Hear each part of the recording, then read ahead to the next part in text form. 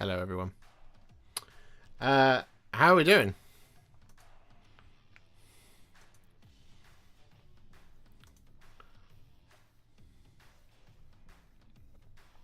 We are almost set up here. I'm just doing some setup at the moment.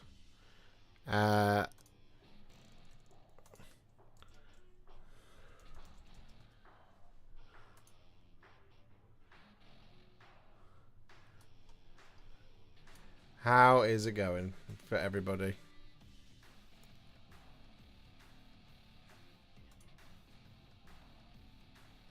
There we go. This screen is set up and ready to go. It's not an important screen, but it's one of the screens nonetheless. How are you guys? Are you ready? You ready for an incredible time?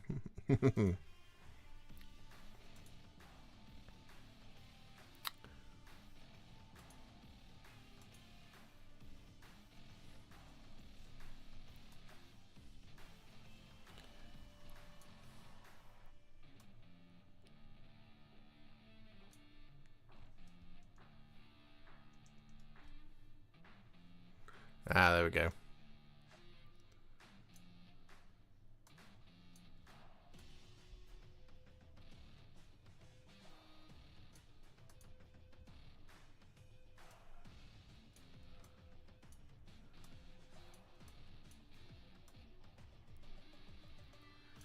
We were somewhat delayed. A shiny penny to who can guess who was late. Because I'm not on my own tonight. Tonight I will be being joined by Mr. Adam and Mr. Gwatkin. So we have almost a full house. But Mr. Reza is not with us tonight.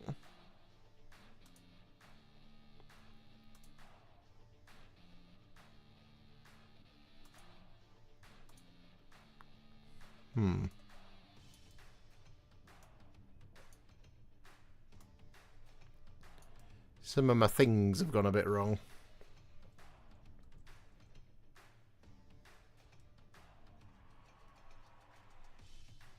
Why are you opening GeForce Experience? Jesus.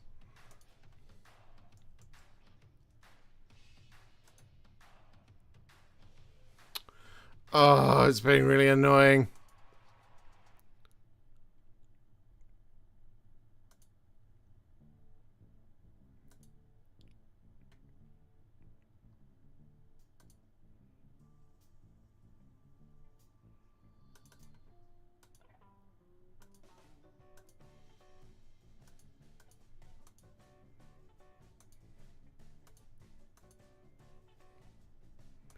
Right.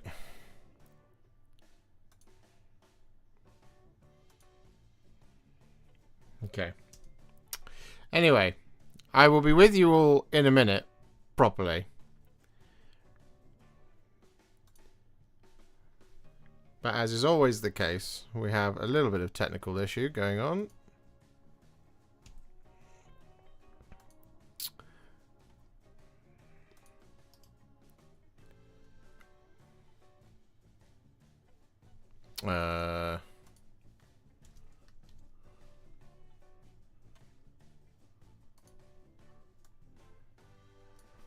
Right, that will do. And then we can move you, do that, and we should be good to go imminently. And I'll fiddle with it as time goes on. Right, there we go. How are we doing? We are back. We are here. Hello, hello, hello. Happy Tale of Many Warhipsters Day. It is the final. It is the finale. We do have an epilogue coming afterwards, but this is the final episode of the series. The last chance to tell your tale of many Warhipsters. But before we get into that, we've got some incredible donations and some incredible membership support to celebrate here in the chat. So, Dan Elliott, thank you very much for being a member for 22 months. Who says it's final time, baby. Merry Christmas, everyone. Merry Christmas, everyone, indeed. Fake Street Spirit's been a member for 22 months also. You guys joined at the same time. best friends forever. Are you in the same room? And then Haleth, worst son of Hammer. How are you, my friend? He has dropped in a $100 super chat. Whether this is a bribe to kick off the stream, guess what? Hotness requires constant bribes. It does require constant bribes, but it is coming. It's coming. I'm very close to actually starting it. I'm starting it on Monday. Very close. Laura's been a member for 30 months. Woo! Let's go. Let's go indeed. And James has been a member for 2 years. 2 years. That's crazy. Is that honestly 544 models painted, Josh? Yes, it is. It's actually more than that now. It should read as I did 4, 8, 9, no. 5, 10, 11, 12, 13. I've done 13 more than that. Oh no, I've done even more than that. Hang on, I'll update that in just a minute. We have completed many models this year. We have done 544 as of that, so that was 1, 2, 3, 4, 15, 16, 17, 18, 19. Done 19 more since I last updated that. Well, from 542. So that should read as what's 542 plus 19? That's 551. 561. 561. There we go. That's how many we've done for the year. Anyway, today we are joined for Tale of Many Warhipsters episode 12 by Mr. Adam and Mr. Rich. It was very exciting. It's very cool. So we're going to just fiddle with the music volumes. Turn that right down. And then turn that right up.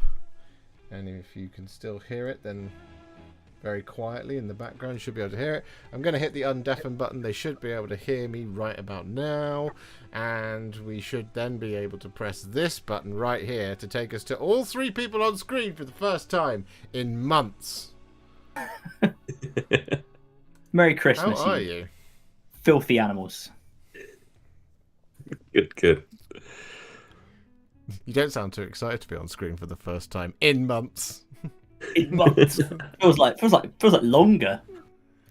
Lots been happening off screen. Yeah, for sure. Listen, it's rare I get a night off these days, so this is lovely. I'm just tired. Yes. Well, you've been very busy. You've been very busy flying around on holiday and working. Yeah, it's outrageous, isn't it?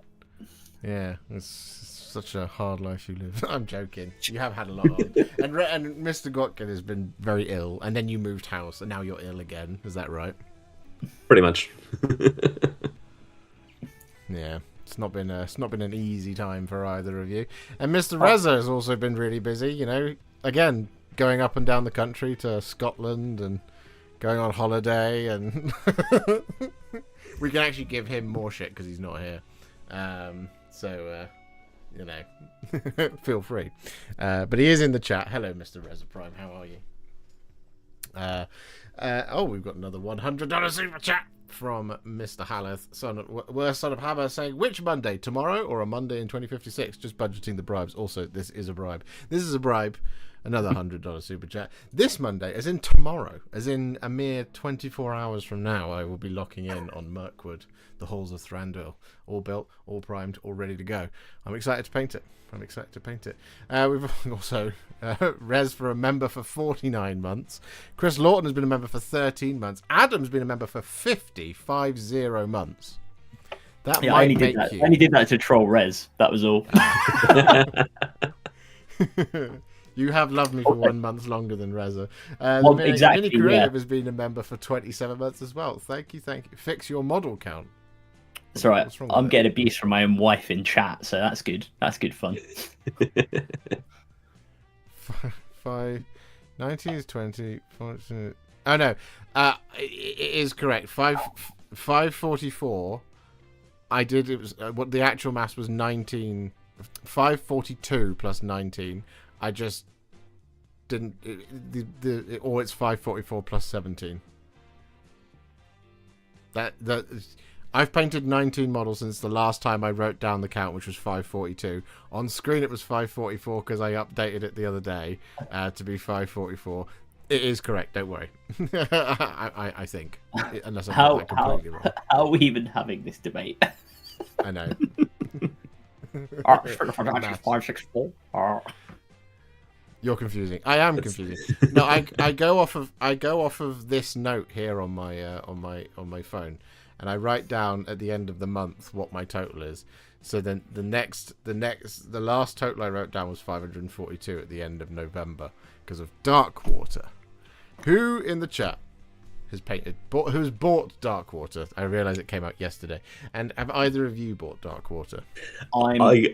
I'd be very impressed if someone in chat had already painted all of it.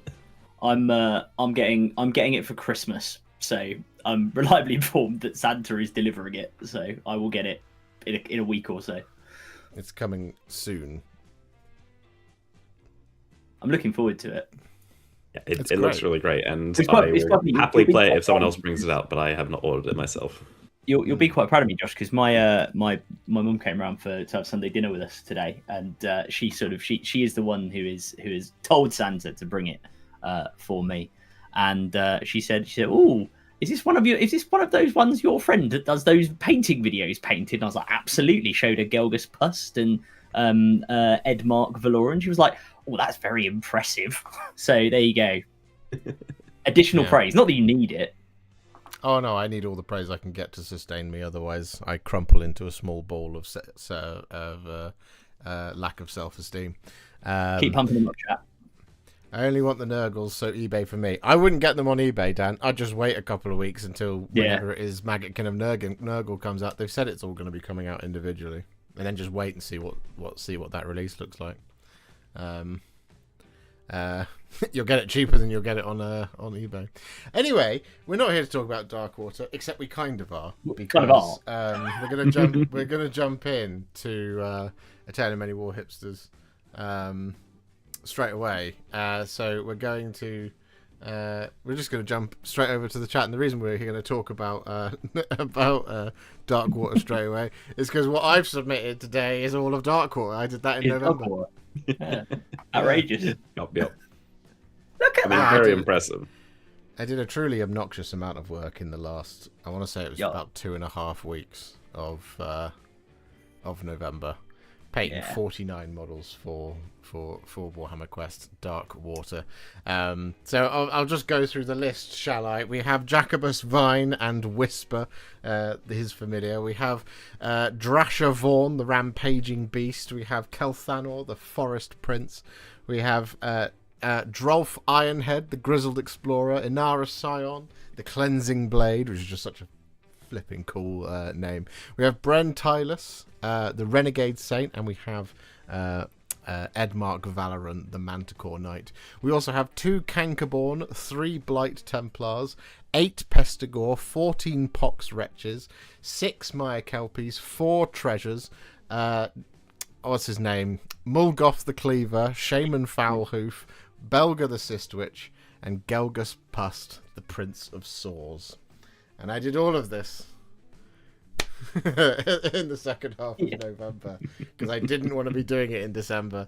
I wanted to just relax and sort of take it a bit easy in December. So of course that meant making November absolute hell on earth. So there we go. That's what I did. What do you guys think? It's all right, isn't it? No, honestly, some of your best work. Yeah, and you know what? Look, look, AOS. We all know it has the best sculpts in Warhammer, right? I think this box has been pretty universally welcomed as having some of the best of that better category, and I think you've absolutely done them justice. They look amazing. I mean, look at the colours on the bear chap. I can't remember his name, but Drasha Vaughn, the Rampaging Beast. Yeah, the Rampaging Beast. Yeah, him. and also to be fair, I also love your and I think a lot of people in chat and in the comments as well, when I've been seeing your videos come out, a lot of people have loved your take on the Maggotkin on the armor, on the way armor's especially good. Templars and Mulgoth and Gelgus Pust as well. So I mean that's definitely something I'm going to try and replicate all of this badly, realistically. But when the box comes out, but I think you've done an amazing job, mate, and yeah, fantastic work to get through all of them. In fact, I think you are the only And obviously, to some extent, I am going to blow smoke up your ass because I appear on your channel. But I think you are genuinely the only creator, and people in chat can correct me if I'm wrong, the only creator I've seen who has done all of them. I've seen people who've done bits and bobs and have done, maybe a couple of heroes and like the, Morgoth and Gelgus, but I haven't seen anyone who's done the lot in one go. So incredibly impressive work. I'm sure by midweek there will be a few people who've done the whole thing. Yeah, but this was done in November. This was done in November. So, having it all done for pre-order is very, very impressive. Yeah, that's crazy. It was really fun. It was really, really fun, and like it was. There's very few large boxes of Warhammer that come out where I'm so aware of A, how many models there are in the box, and B, what everyone's name is. But by about 3 days in, because I was constantly running it through my head, I was going 49 models. I've done 12, and blah blah blah blah blah as I was going along. So yeah, but I mean, as a project to last you for a year, it'd be amazing. As a project to do in 2 weeks, it's also amazing. There's just so much variation and different stuff going on within this box that it's a bit of a painter's dream. And then actually, I've played live with you guys in the chat, as you've seen. I really, really enjoy the game. I think it's really, really fun. So if you were on the fence, then by all means do pick up a box. But if you're not on the fence because you've already bought it and yours was delivered today, or you went out to a shop to collect it, or you will be buying it this month, or you'll be waiting till Christmas Day, you've got an absolute treat in store for you when it comes to Warhammer Quest Dark Water. But enough about me. Let's move on to someone else, shall we? Because what we have is Mr. ADR Wargaming, who sent me 4 pictures, and you know the rules. So only 3 go in, and it was the first 3. That's fine. Yeah, tell us what you've done. Right, so I will say I have cheated a little bit here because I was out of the country for most of October and November, so I actually didn't get a chance. That's why I've not been appearing. I was on my other half of my paternity leave, hanging out with my son, which has been really cool. But I just haven't done a lot of painting at all, really, over the last 3 months. A lot of Warhammer at all, which I think my wife is very, very happy about. No, I'm kidding. She's very supportive of my hobby obsessions. But yeah, I've finished these guys up, and I wanted to submit them, so I had something because I appreciate I've missed so many of these streams, and I'm very sorry for that. For those of you who are kind enough to enjoy me appearing on here. But yes, what I've got here is the Red Gobbo's Tin Boy. On the left, so I have a little tradition, which is I make the annual Christmas, Red Gobbo that they do, and I stick it in a bauble. One of don't know if you can see that on stream, but one of these little baubles comes in 2 halves, and I hang it on my Christmas tree. So I needed to get that done this year. He's still not quite done in terms of I need to put a little base on him with some snow so he'll fit snugly in the bauble, but I will hang him on the tree probably tomorrow along with the other ones. But his was a fun little project to paint, lots of metallic reds and greens, which was good fun. The middle one is a third-party dragon for my Moria army in and Dragons of the North, and really anything involving dragons in MESBG. And it's a really cool sculpt, this one. And it was good fun to paint. Nice and simple, just different reds and kind of lots of dry brushing, but I think it's come out quite nicely. I do have some little 3D printed gold coins and stuff that I want to sort of stick, piles of gold coins I want to stick to his base to give him a more sort of Smaug-esque feel, like kind of like Smaug's like regional manager under Smaug. If Smaug's the CEO, he's more like the junior partner. And then finally we've got the Achillean King for the Ideneth Deepkin, and I want to finish this guy because he is the last thing I had outstanding from the second spearhead that they released for the Ideneth Deepkin, the Achillean Tide Guard. And I thought I'd try something different, try some yellows and some oranges on the body of the deep mare that he's riding about on. So yeah, again, really just fun to paint, and glad I managed to actually get something finished. Yeah. Well, so is this as a spearhead finished and an army finished and a decoration finished? Because that's quite... Yeah, the 2 on the outside, yes. Army finish, no, because I've still got a load of Moria goblins I need to finish. But my plan, so I'm on the much less impressive sort of 280 odd models for the year. I think it's 283 with the red gobbo being done. So my Still plan very is impressive. well, yeah, but my plan is over Christmas. I want to. I mean, I should break 300, and I have on my desk like 24 Moria goblins to finish. So I will break 300, and then it's just a case of how far I can get by New Year. In between parenting and my whole family's coming here for Christmas, so we're hosting and all that stuff. So we'll see what happens, but yeah, that's the goal. Yeah, nice. Is your intention to bring the dragon to Ardacon? Because I might have some bad news for you. No. I know because I haven't. You can't bring third party model. I have actually got the GW one as well.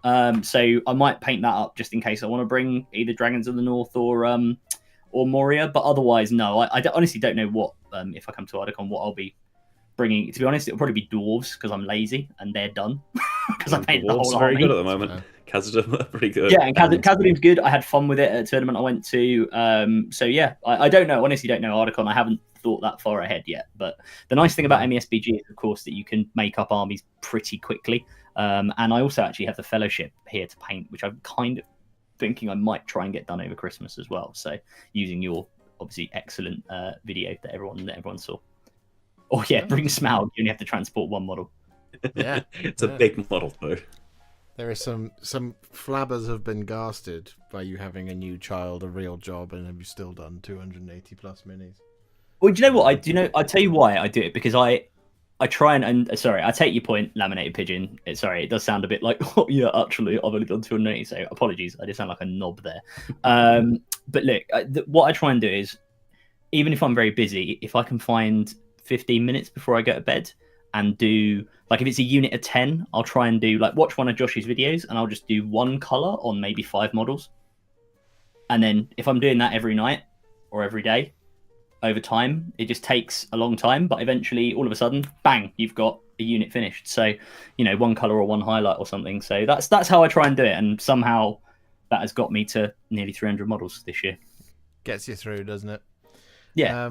Well, thank you very much. Mr. Gorkin, I didn't have anything from you, so we're going to be moving on to someone else. Yes, no, I, with the move and illnesses and such, my year total is nowhere near the other two guys, unsurprisingly, because they are prodigious in their output. I may still end up reaching 100 models by the end of the year, we'll have to see. But with the move, I haven't managed to unpack everything to get the painting station set up yet. Yeah. I should say, never ever compare yourself to the amount of, not just you two in the chat. Never ever compare your own totals to the amount of models I pump out. If I don't pump it out, I don't eat. So you will discover that you'll paint a lot more models if you have to eat. Because not to clarify, not eat the models. But it's you know, I've got to keep a roof over my head, so I have to do it. I've got about, I think, 60 models done or thereabouts, but I've got a whole bunch of Rangers of Gondor on my desk as the next thing to do, so they'll potentially get me most of the way to 100 by the end of the year, and then might pop in a couple extras. Nice. Because I too am planning Articon lists, and one of the many things I have as an option is a Garrison of Athelion list with far, far too many Rangers of Gondor. Yeah, I like it. I like that list. It's fun. Yes. Anyway, what we're going to do now is move on to Mr. James Mathias, who's produced this vision of loveliness. Well, these several visions of loveliness. So we have Zikit's Tunnel Pack, we have the Ember Watch, and we have the Harbinger of Decay. Yeah. And he says in the picture, for those of you who are listening along, I won this model on my second time participating in this show, Season 2, Episode 5. I didn't feel prepared to paint him until now. I'm pretty happy with him. I'm so thankful to be part of this. It's been the absolute highlight of my painting journey. These are very humbling words for what is such a visionary artist amongst us, Mr. James Mathias.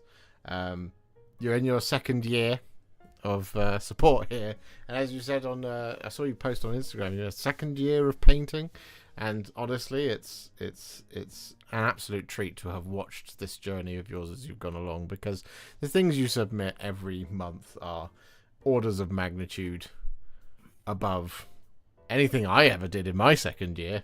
Jeez, I was 8. So, but I just think everything that you do is absolutely spectacular, and the Harbinger of Decay, the colour placement that you've chosen, the scheme that you've gone for is absolutely spectacular. Just in everywhere you look, there's something more delightful to look at, and every corner and every millimetre of the model, and it's beautiful. Yeah, it's amazing. Yeah. I mean, James always does great stuff, but I think the Harbinger... I mean, the Harbinger is one of those models that loads of people have used for Golden Demon. Because it is a painter's dream. And I think, again, as with your Darkwater, Josh, I think this is one of these things where James has just absolutely done...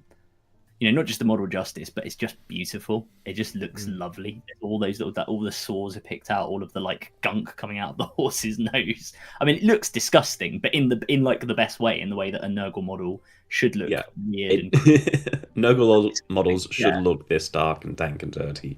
Yeah, you've absolutely achieved that. I mean, this was my pick for AOS model of the decade. Yeah, the old model is still one of my favorite models, and I think they really did justice with the new one, and it's great to see you taking your own unique spin on it. You always come up with the best sort of combinations of colours that we don't expect, yet this looks absolutely perfectly Nurgly. I like the armour as well, like the way you've done the armour and the purple cloak. It is almost a dark mirror to the Emberwatch, like in that scheme, because the Emberwatch scheme is not far off it, right? It's like a dark mirror to it. So I don't know, is your lore he's like a sort of fallen member of that storm host or something? I don't know, but yeah, and obviously the war bands as well, as ever. You've done a cracking job on those, and the warp stone on your Skaven in particular, I'm a big fan of. Yeah, it's all gorgeous. I mean, Tale of Many Warhipsters is going to be taking a little bit of a break, so I think when we come back, James is the leap in what James will accomplish in that short time will be absolutely horrifying to watch for the rest of us. Oh yeah, absolutely. Given us, just like I said, watching you develop as an artist, that is just such a beautiful thing to behold, and they're absolutely stunning. So you should be very, very proud of yourself, James. Thank you so much for being with us since season 2, episode 5. Yeah, I just want to say it's been especially great to see James experiment with different styles of painting. Because often we have our own comfort zones of this is the way I like to paint. These are the types of styles that I like. But James, every single month you've been putting out new styles, playing with new colours, often a whole spearhead box per month, which is just crazy. But they're all completely different, but all fantastically done. And it's been great to see you push yourself in that way. Yeah, really, really good, mate. Really, really good. You should be very proud. Absolutely. Well, thank you very much, James. Moving on now, we have Colonel of the 149th of Death Corps of Krieg, who I have seen in the chat. He is here. We got some of the Death Corps of Krieg themselves, but we also have the end of all things herself, the Celestial Spear, Yndrasta, the heavenly miniature that she is. And we also have a Trench Crusade miniature, which of course Adam will be able to identify because I'm hopeless and don't know what they are. And these are some spectacular specimens. We haven't seen much Death Corps of Krieg crew. We've seen a bit here and there. We've obviously been delving into Spartans from the Halo universe recently, Colonel. But to see the Death Corps here, absolutely wonderful. What do you think, guys? I think they're beautiful. Yeah, they look really good. They look lovely. I love the glow. So. I mean, your eye is the fact your eye is immediately drawn to the glow on all the plasma weapons and the screens and stuff is fantastic. Yeah, I really love the subtle blue shade that you've got on Yndrasta's wings as well. That's really lovely. Yeah. And I mean, just such gorgeous work on Yndrasta, just in general, all that detail that's been picked out. And then, as Adam said, the OSL on that, the plasma weapons and everything else has been really, really bright and lovely, especially against such a dark scheme. It really does stand out.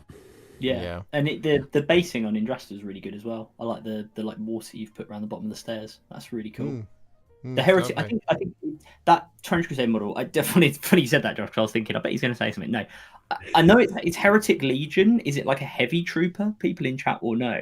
But I really like it. I think you've really captured the kind of hellish fantasy sort of, Greco-Roman nature of all the armor with like what is very obviously like quite a modern flamethrower, well, modern like 20th century flamethrower, with that big red petrol can or fuel can attached to it. I really like that, and I like the way it stands out from the rest of the model. Again, it draws the eye. Anointed heavy trooper. That's what people call me.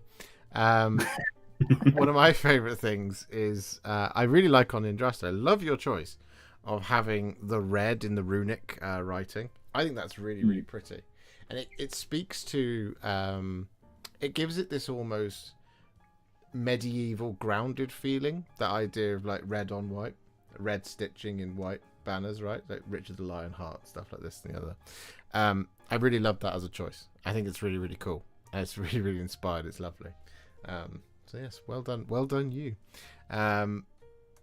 Right, moving on. We're going to go to Gwirihammer next, who brings us Croak and a bloke on a dinosaur. Saurus Old Blood, isn't it? Carnosaur? That's the one. Yeah, that's the one. Old Blood on Carnosaur. Saurus Old Blood on Carnosaur, not a bloke. Otherwise known as bloke on a dinosaur. Bloke on a dinosaur. Saurus I love Old Bloke. You went more Australian when you said that, Richard. You were just like, bloke on a dinosaur. You said bloke. Josh, I had such a hard time with the white. Well, it doesn't come across that way, Colonel. You've done it really, really well. Really, really well. GW should 100% change the name to that. I think if GW changed the name to half of the things that I call half of these miniatures, they would be very, very unimpressed. I had no idea what you would call the detailing on the Green Knight, which I was painting last week. So it was referred to constantly as swirly, swirly nonsense. I'm sure it has an actual name, like isn't it? I'm assuming something like filigree or something like that. Yeah, something like that. Or scroll work. Oh, the scroll work. Yeah, I was going to say, isn't it barding? I think you're going to be like, I called it horse pajamas. Oh, I've done that before as well. yeah, called it horse pajamas. Would a horse wear trousers? I mean, this is what Warhammer does to you, though. Like, if you play 40k, it's not this ability or that ability, everything that's just deep strike, and if it returns back to deep strike or reserves, it's always called uppy downy. Uppy downy, yeah. Or sticky objectives. Like, we always come up with these short form names for things, and it just sticks. So the worst thing when I'm filming is that I'll be filming and I'll know I know I'm about to get the name completely wrong, and I can just sense it coming. So for example, if I'm painting Croak, for example, right now, as Gwirihammer has done such a lovely job on. If you see at the top of the, where the big like sort of Sotek jade statue is, you see it that bit at the end of it, inside the end of the tail of the serpents. Mm-hmm. Yeah, it will be an instance where I'll be painting and I'll be like, and we're about to paint this over the top of the balls, and I hear myself do it. And it's very funny. Anyway, Gwirihammer, you've done an absolutely spectacular job here. Croak is not an easy model to paint in any universe. It's very, very, very difficult. I'm assuming some form of sub-assembly went on here. It's one of the models I regret not doing in some sub-assembly. It's very few models I regret doing it not in sub-assembly, but Croak was one of them. And I think I even left Croak off it. There was one sub-assembly that went on mine. But you've done an absolutely spectacular job here. The sort of throne upon which he sits with all the sort of spinning astrolabe stuff is absolutely spectacular. I love the colour of the red on your Carnosaur and juxtaposed with that blue of the Saurus Old Blood. Just overall, excellent work across both very complicated miniatures. Yeah, that's a Carnosaur's crap. I mean, Croak's amazing. I mean, look at the work in the feathers, right, with the yellow into the green. For me, it's the stonework as well. The extra detail and weathering and the sort of green tones you've got going in the stonework is just so nice. It's just really good. And I mean, the Carnosaur is just so classic in that kind of red and beige. Yeah. Fantastic. Looks exactly how it should.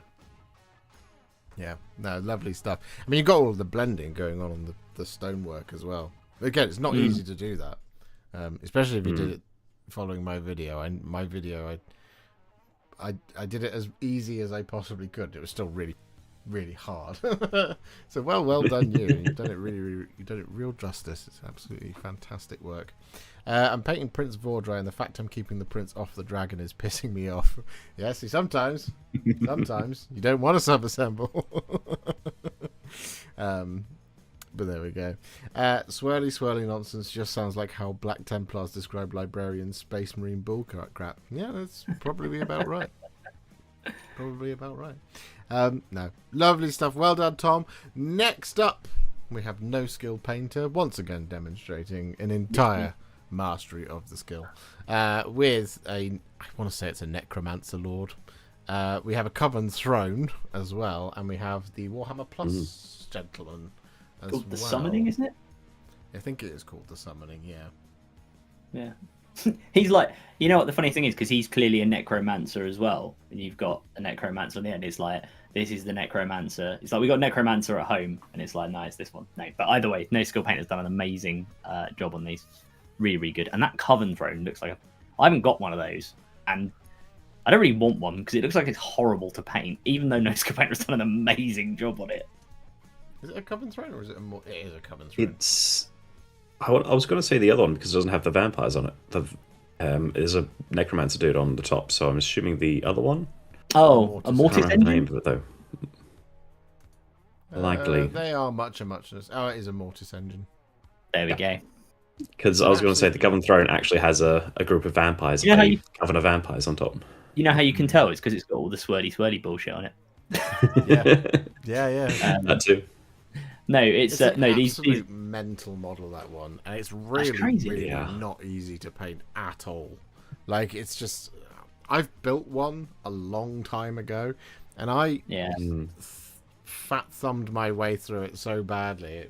I almost like Reza did with what's his chops from Illuminor Zera. The Necron model. Yeah. I almost threw it against the wall and refused to ever look at it again. Instead, I sold it to someone else because I was like, I'm not doing this. I hate this model. It's very impressive work. It just looks painful, but he's. I mean, again, the most misleading name in A Tale of Many Warhipsters once again strikes. I should report you to like the CMA or something for misadvertising, misrep. But no, the quality here is amazing, and they look really good. I mean, even like the skin on the necromancer. Is really lovely really nice. detail on the face. Yeah, Both faces really. Yeah. I love the kind of the difference in the faces that we've got right across both our necromancers. One is very dead. It's very, very sunken, cold flesh on the left-hand side. The other one's got a little bit more warmth to him. But both excellent. Both excellent work. That's big necro energy on the end there. Yeah.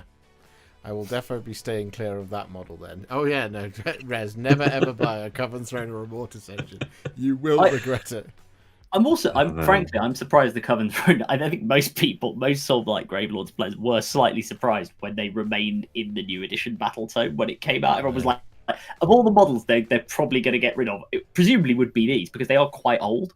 And obviously also horrendous to put together, and yet no, they remain. But it's a square-based model. It is a square-based model. Came out and really, are they that old? Yeah, it's I want to say it's 8th edition. It might have been an end times release. Surely it would have to be end times because I thought they were fairly like when AOS came around, they felt like fairly new miniatures. I think it was like I said, right at the end of end times.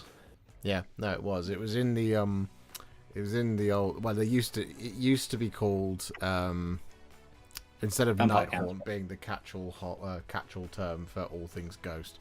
It used to have all these different names for the different things that were involved. So it's like Death Rattle. Soulblight Gravelords didn't exist, but you did have Death Rattle, which was all the skeletons and so on and so forth. So it's sort of similar sort of deal. But No Skill Painter is in the chat and says, "Thanks, kind words." And then says kind words. But thank you for the kind words. Thank you for the very beautiful submission, No Skill Painter. You are an absolute talent at this. And we must move on to another talent, because next up we have Cloud2466, who, at the end of all things, has finished off not one, not two, but 3 whole projects. We have, in the bottom right corner, we have the last of his Bloodborne minis. In the top, we have the last of his Iron Maiden minis. And in the bottom left, we have the last of his Orc Combat Patrol. Sweet. Lovely.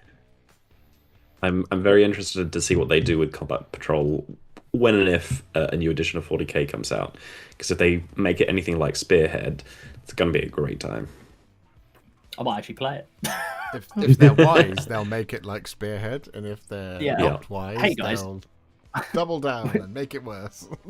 Guys, we've got this game in AOS that's actually really, really good at small, sort of like crafted small points levels. Should we replicate that? Nah, we don't need to do that. But no, look, more seriously, that Death Dread, I think is excellent. I mean, they're all excellent, but I don't know really wonderful. It just looks very orky. Like, Well, it's that sort of like weathered beaten metal that you've managed to achieve there. It's just like the perfect shade, and then the yellow on it is fantastic too. But yeah, the metal work there. I swear all my metal just ends up looking exactly the same. But you've got such great level of color that you've managed to introduce to the metal, which is great to see. Yeah, I really like how, and whether it's a trick of the light of the photography or whether it's within the paint job, either way, really good on both fronts. But I really like how it's just like you see, it's almost like brushed and shiny, and sort of lighter on the forehead of the Death Dread, and then it was much darker as time as things work their way down. But like you've almost got it kind of. I know you probably haven't volumetrically shaded it, but you got the impression that it has from the picture, and that's very, very, very, very cool. But it just looks like a heavy industrial nightmare, and that's exactly what you want from a Death Dread. And speaking, just as a quick aside, I was watching the Game Awards the other night. Either of you excited for Warhammer 40,000 Total War? Oh, mate, of course. Should be very cool. I haven't played any Total War games before. I was always an Age of Empires person, and so I played lots of Dawn of War as well. So it's going to be very interesting to see how Total War and Dawn of War match up against each other, I think. Oh, Total Wars. I mean, I've played, Rome, Shogun, Medieval, and then all the version 2s of all of those. So I'm a big fan of the series. So I'm very excited to see 40k Total War. I actually, it was funny because I was working quite late that night, so I tuned it. I sort of finished work and sort of to just turn my brain off for 10 minutes before I tried to go to bed. I was like, I went onto YouTube and like Mr. Valrak, another streamer, was there doing his stream of it, and there was an extremely funny moment because his whole thing, and I don't know if people have seen this, his whole thing was he'd been saying for ages that this game was coming. And his community were very much taking the mick out of him and saying, "Oh no, you're making it up, scam rack, this, that, and the other." There was a brilliant moment. Obviously, he's vindicated now. There was a brilliant moment where the announcer, and we talked about this, Josh. The announcer just suddenly went, "And now for our next game reveal, we're going to go 40,000 years into the future." And obviously, he was like, "Oh my god, it's coming!" And then it was some random like Magic the Gathering D&D game, I think, like just set in the future, and he just went absolutely nuts that they were using the 40,000, which was, I don't know, it made me chuckle a lot before I went to bed, and then obviously woke up in the morning and was like, oh, he was right, there was total 40k. There was indeed. Just had to endure the fake out first. Unfortunately, though, from the Game Awards, there was a link here. Unfortunately, the Game Awards, they didn't announce a sequel to Bloodborne, so we have to make do with looking at Cloud 246's wonderful Bloodborne painted miniatures. You have done every single one of these to such an epically high standard. It has been a real treat to watch it all coming in. It's so great, and you should be really proud of it. I think maybe next time we run into Tale of Many Warhipsters, are you maybe going to be running for Dark Souls? Going to be running through one of those? Or are you going to be going for Elden Ring? Or if for whatever reason we are superiorly delayed with Tale of Many Warhipsters, whatever the next From Software game is, maybe we'll be going through that. Duskbloods, perhaps? Who knows if that'll get a game? I don't think it will. Switch 2 exclusive, let's go, baby. It'd be interesting to see. But no, really, really well done. I may have been eyeing up the Dark Souls one. Oh, that's exciting. I look forward to seeing your progress through the set. Anyway, next up we have the Tattooed Zoologist, who has painted up Ciri.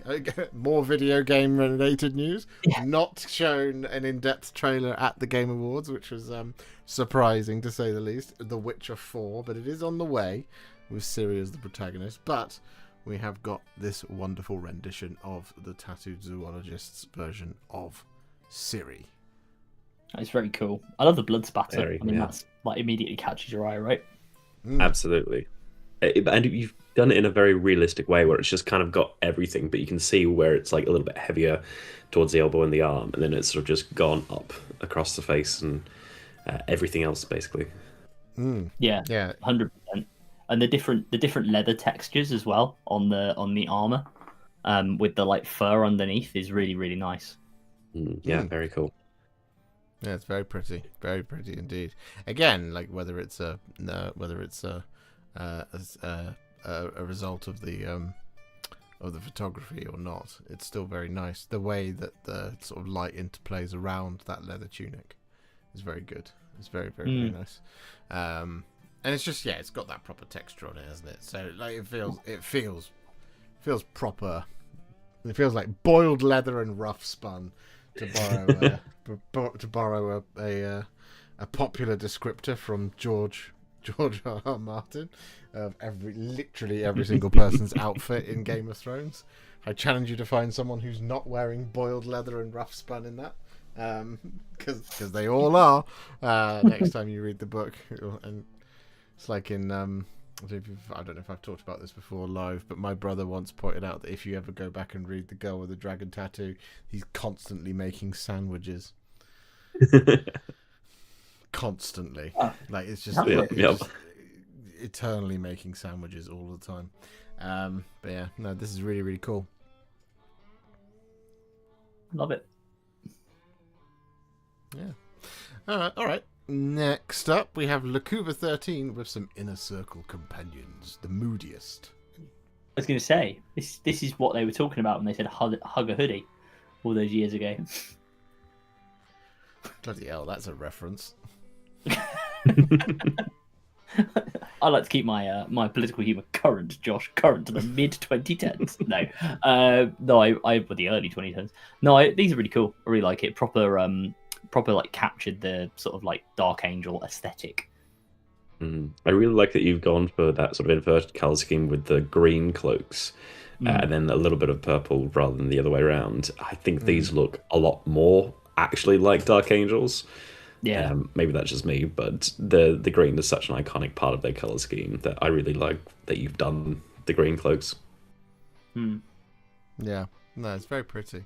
And they're very fun models to paint. I think it makes the gold stand out more. I don't know why. Like for me, the green and gold, it just looks it's just really nice. Yeah, it does. It sort of elevates that sort of knightly arrogance, doesn't it? By having your brightest metallics front facing, it's by sort of doing that slight color swap, you get that sort of more darkened knight rather than as in Dark Knight. Yeah, the Dark Knight, the watchful protector. Yeah, no, they're I never said thank you, and you'll never have to. I always like the idea there's a bunch of takes from that film where his voice just gives out halfway. Have you not seen the College Humor sketch they did about that? It was back when where he's dangling the guy off the roof and he goes like, "Where is she?" And he's like, "Wait, that's how Batman sounds." And then they go through about props and he goes, "Where is she?" And he goes, "That's it. That's the Batman voice." And it's like, okay. I like it. I mean, it's like the Urukai with normal voices video as well. It's just you need the right voice to really sell the dialogue sometimes. Man flesh.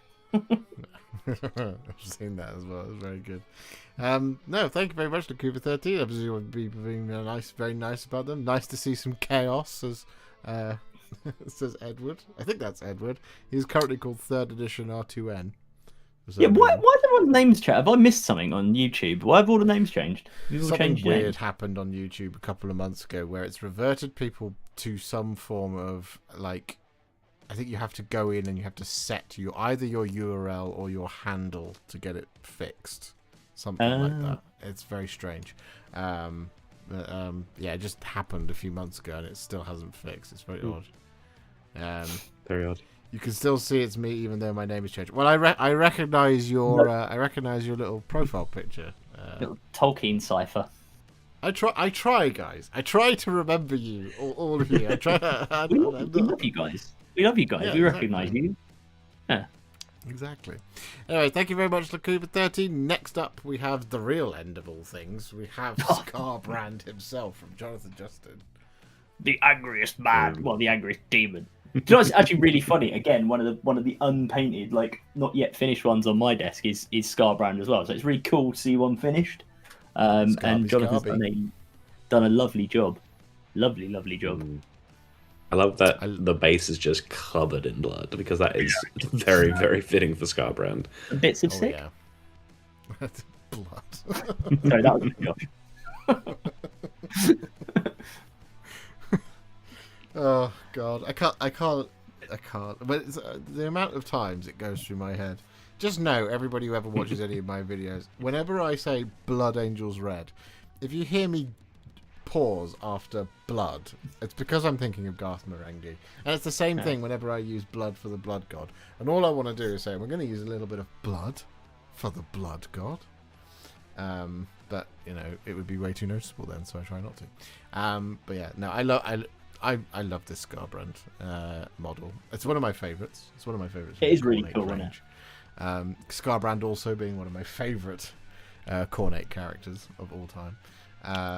Just, you know, the man so angry he thought he could challenge his dad and lost. Sort of his dad, but also himself in a way, because he's an aspect of Corn. Right? He got so angry at himself, he fought himself and lost. Which is like the most Corn thing that you could do. Great. Exactly. Also, wasn't he convinced to do it by a Keeper of Secrets or a Lord of Change or something? It was like Whisper was like, do you know what you should do? You should go and have a punch up with your dad to show him how tough you are. And Scarbrand was like, yeah, right, sounds good. I believe Kairos was involved at some point, which involved Scarbrand getting punted across the universe. Hence why his wings don't work. And God forbid the day when they redo this model and they bring him back with fixed wings. Because I'm sure they will. He has to keep the non-working wings. He's a great model to use in 40k and in AOS. Like, he just has some cracking rules. Like in AOS, if he hasn't fought anybody that turn, and he's within like combat range of one of your own models, he just punts it to death. Yep. It's brilliant. Always fighting. Yeah, his old rules in AOS were crazy. It was similar thing. If he hadn't fought, it changed the damage characteristic of one of his weapons, and then the other rule was if he hasn't fought, the damage characteristic of that weapon is flat mortal wounds, or it just removes a weapon, removes an enemy model. So it was a case of he just did either. If you had one of those rules which stopped you from being annihilated off the board, you just took a flat. I think it was like 18 mortal wounds, something like that. It was absolutely insane. It was so good. Which is like, it's like in turn one, it was like first turn charge Scarbrand, otherwise it will not go well for you. Yeah. Yep. There we go. Anyway, thank you very much, Jonathan Justin. Well done on your Scarbrand. A real treat for us to see. All right, next up we have Bessel Function, who paints the Soul Survivor. And it's so wonderful to see. And it's Dark Angel's version of it. But the reason it's so wonderful to see is we are coming towards the end now of 10th edition. And it's so nice to still see that these models are being painted up. All these years later. It's felt like more years for me because I haven't really enjoyed 10th edition so much. But it's only been 3. Well, it's also you painted so many more models between this one and now. All right, we stopped showing off to the chat about that, okay? Because they don't like that. Yeah, but you're not showing off. I'm showing off for you. Or That's showing true. you off. It's true. I love this. It is such a cool little model, and I mean, I think like you, Josh, I've had my issues with 10th edition to the point that I really haven't played very much of it. But the models that were in the box at the start, including this one, were pretty excellent. And I love this guy's, like, you know, you call that a knife. This is a knife pose that he's doing, and you know, Bessel's paint job, like on the edge highlighting on that Bowie knife there, is fantastic on both of them, and the purple goo very he's got much as so. well on the other one, where he's like, you know, done some Tyranid sashimi, is just great. It's wonderful. It's such a characterful miniature, and I don't think I've ever seen one that I've not enjoyed looking at. I really love it in the, if anything, like, because it's got the Leviathan scheme still on it. It being Dark Angels really makes sense. Like, it's a really complementary color for the green. The green and purple really works together. Yeah, they do. Yeah, it's wonderful. It's a really nice choice there. Chris says, I am jealous because I started the hobby a year ago and I can't find this model. I think you can only get it in like the starter set, or like the recruit set or something like that. I'm pretty sure like there might have been a group of like Heroes of the Chapter or something like that where they put, if you search for a lieutenant, it might not come up, but it might be in one of those larger groupings of models where they put it together with like the apothecary and chaplain and a bunch of other stuff. I can't remember exactly what was in that, but if you scroll through the Space Marine heroes, you might be able to still find it. But I think, and I think if you look online, people are probably, that's probably one where I would say maybe go to eBay, because people will be selling. I think this one is quite popular in the competitive meta because it's got lone operative. So if they do pop on eBay, they'll probably go fairly quickly, I think. Fair enough. But do check out because that can be a good way to get some models as well. Yeah. Haleth Western of Hammer says, stop showing Josh off to chat. We know what he keeps in the leather shorts. It's his spare brush and medium. It's true. That is what I keep in the shorts. I'm a Ken doll down there. It's just contrast paint pots and paintbrushes. It's all it is. Anyway, next up we have James Minis. Speaking of greater demons, we have this is a Lord of Change, or is this? No, it's Kairos Fate Weaver. Yeah, because it's got the two heads. One looks ahead and one looks behind. One looks forward. Looks back, yeah. And I mean, that's cool. Yeah, the colours and the blending on the wings especially, but the whole model is just fantastic. Yeah, it's properly captured that like classic Tzeentch look of just like crazy colours, but really well blended together into each other. And there's some really great depth that you've got in the shadows there, for sure. Yeah. I really love the blend halfway up the staff between the sort of dark into the red, into the yellow, and then back into the, well, it's orange, isn't it? Back into the orange and back into the darkness of the staff. That's very, very clever. It's very, very difficult to do. It's very, very, very pleasing to the eye. But not only that, I love this kind of vibrant green jewellery all in amongst the wings. Just it gives it that sort of, if you turn the lights off, that's all you'd see, and that's horrifying. And it's a really nice, it's a really nice like reference. I think. I hope it's a reference, James, if you're here, to the secret level Tzeentchian thing. Yeah. Where it had that sort of the vibrant ichor from all those poor Zangor getting. Go on, have a go at them. No. Listen. I've got 1,000 Suns army, and even I didn't think they were poor Zangor. Zangor are bloody everywhere. There's too many of them. The few of them need to be culled. Listen, if you'd all just do like Games Workshop suggests and put 58 Zangor in every army. Put 60 Zangor into your 1,000 Suns. I mean, it used to be the way to run them. They stop pushing them quite as hard as they do. I'm just saying. Yeah. And I say that I say they're crap. I say I haven't played enough 10th edition to know. Maybe they're really good. Do use 58 Zangor. Put 58 Zangor next to this excellent Kairos Fate Weaver by James Minis, and you will profit immensely. I'm hoping that in 11th edition.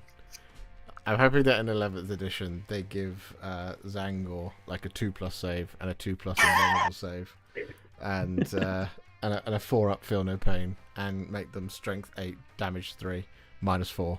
Just because all these people who have got bought all of the 1,000 Suns sets over the last 9 years of them releasing 1,000 Suns sets with 10 to 20 Zangor in them will suddenly have to. There'll be a rush on GW paint stores to pick up lots of Space Wolves Grey in order to paint a bunch of Zangor. Loved that episode. Painting him made me want to start playing demons. Well, as well you should, James. I support that. That desire in all of its in all of its glory. Playing demons is very, very fun, and it's one of the best things you can do as a painter because you have so many different options and so many different things to paint, and then like so many different textures and so many different styles and so many different things that are going on from. You can really push like how vibrant the colors go as well, especially with things like Zinj. A lot of armies, especially in 40k, you tend to sort of tone it down a little bit, but if you really want to pop that vibrancy and that saturation, demons is a perfect way to do it. Yeah, and there's no rules for them either. Like lore-wise, if you paint one, there's a few rules, but like there's like stuff like there are like the holy colors of each of the demons, but there are some demons that are like so like Khorne, for example, hates Tzeentch with a passion because wizards and stuff. So if you paint your bloodletters blue, somebody might make a comment, but you could paint bloodletters any color other than the royal colours of Tzeentch, and it'd be absolutely fine, and it looks absolutely fantastic because there are no rules in the warp other than there's no rules in the warp, only opinions. So there we go. That's the statement that we're going to stand by. You make it sound like the warp is just a giant TV news show like Fox News. It's like there's no facts here. It's just opinions. Well, I mean that is the warp, isn't it? It's opinions and emotions. We're just asking. But there you go. Anyway, thank you very much, Joe. I have blue can and should be used for everything, Josh. That is true. No canon, that is very true. Anyway, next up we have Laminated Pigeon with a Salamander and a Blood Angel in glorious metallics. Yeah. Metallic renditions of both of these.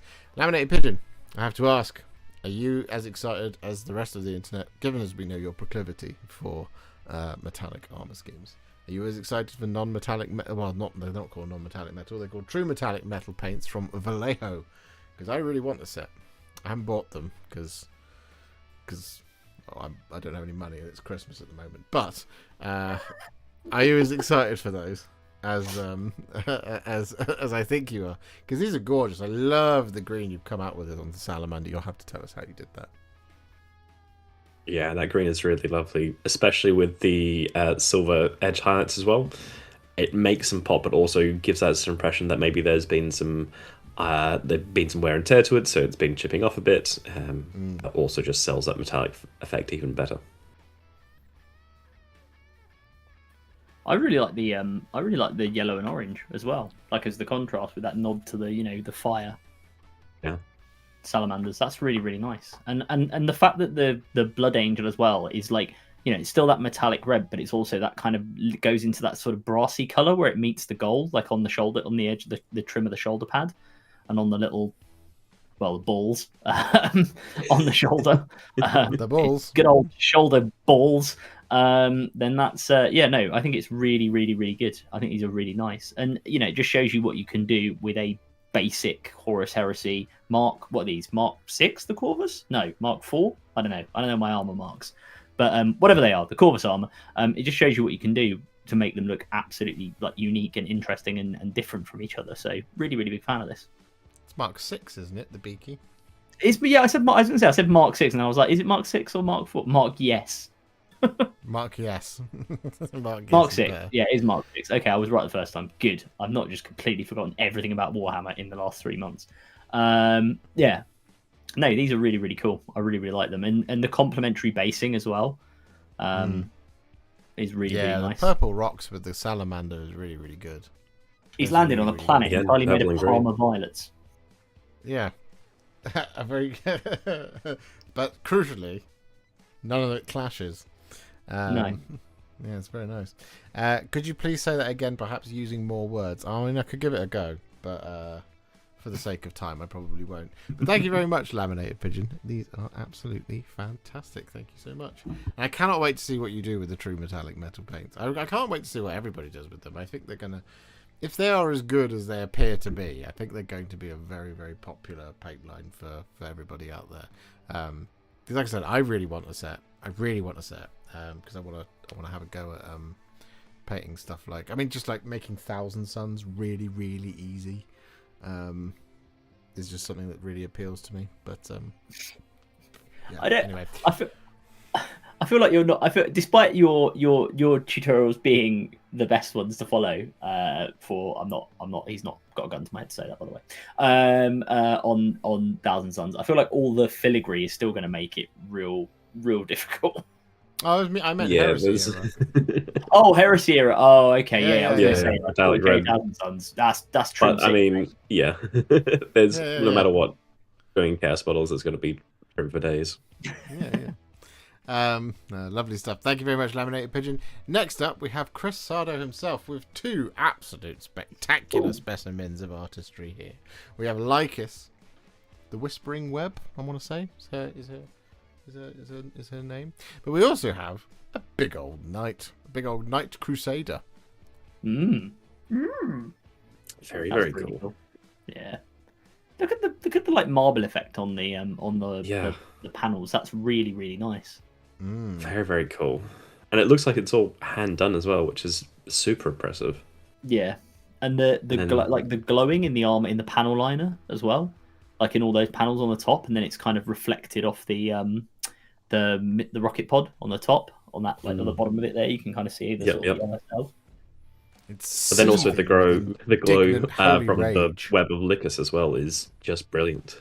So what did you say, Josh? Did you call him Steve, Pig of Holy Rage? No, I said he's seething with indignant holy rage. Okay. Sure. So the knight is not called Steve, the Pig of Holy Rage. Okay, cool. No, I mean, it could be named that now. Who knows? You decide, chat.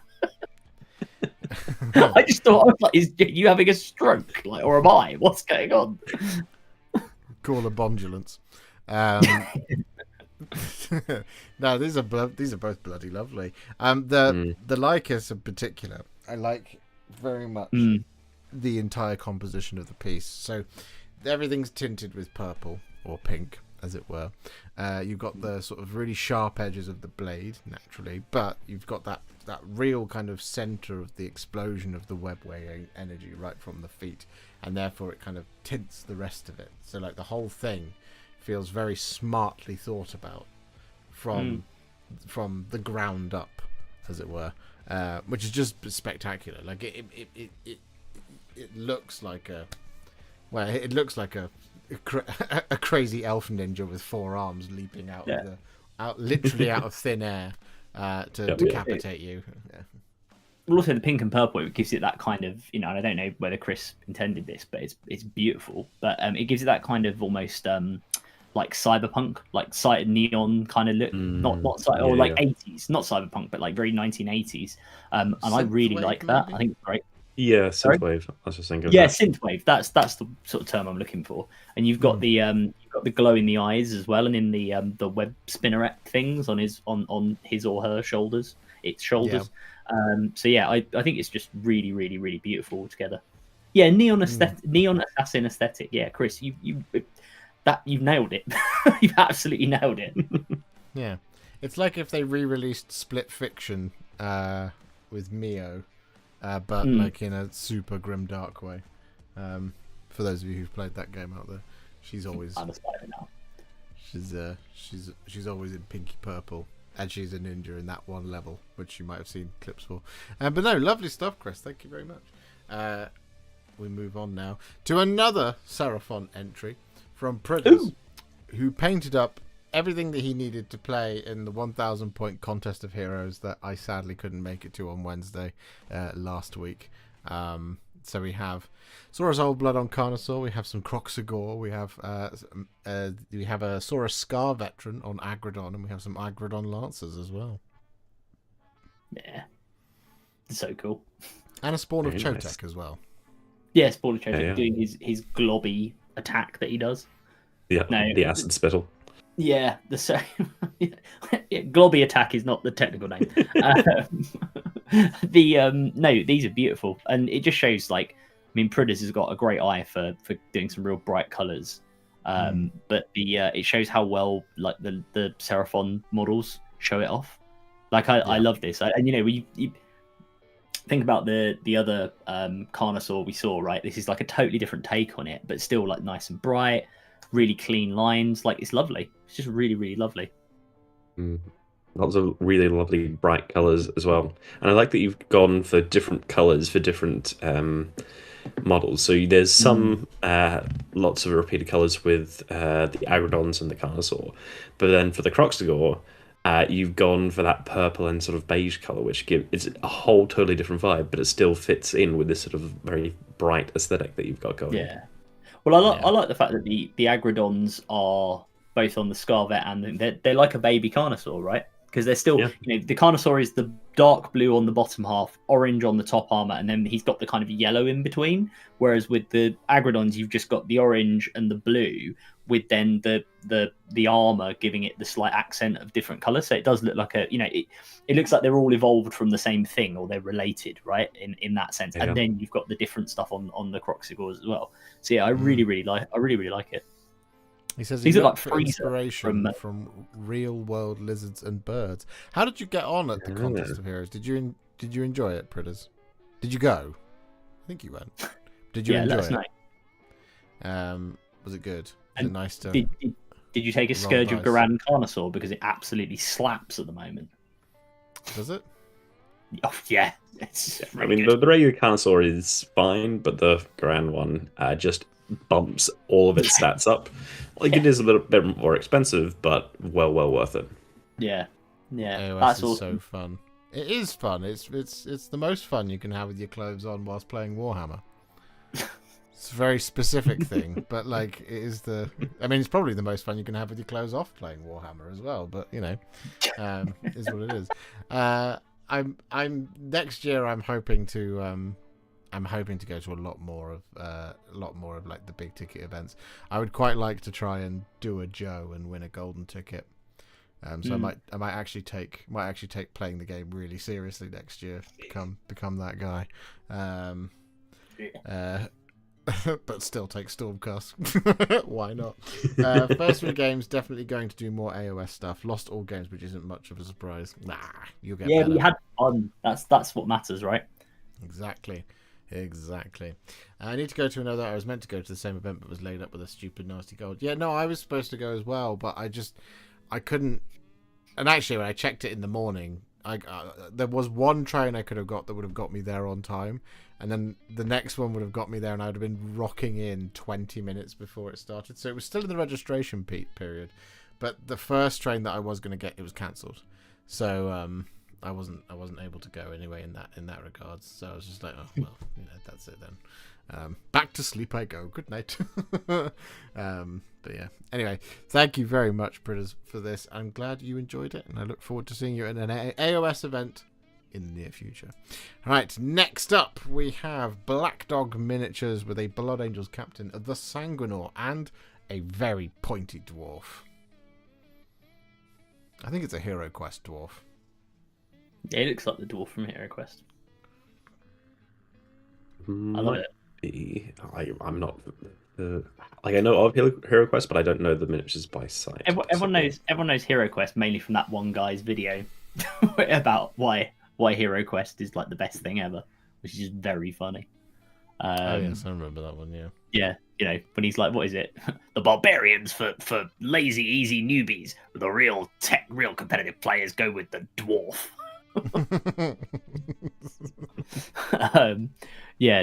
These are really cool. I really like them. I like the how vibrant the armor is on your Blood Angel. He's captain, right? He's really, really nice. And the Sanguinor, the Blood Angel's captain, yeah. Yeah, and the Sanguinor just looks sanguinary. He just looks excellent.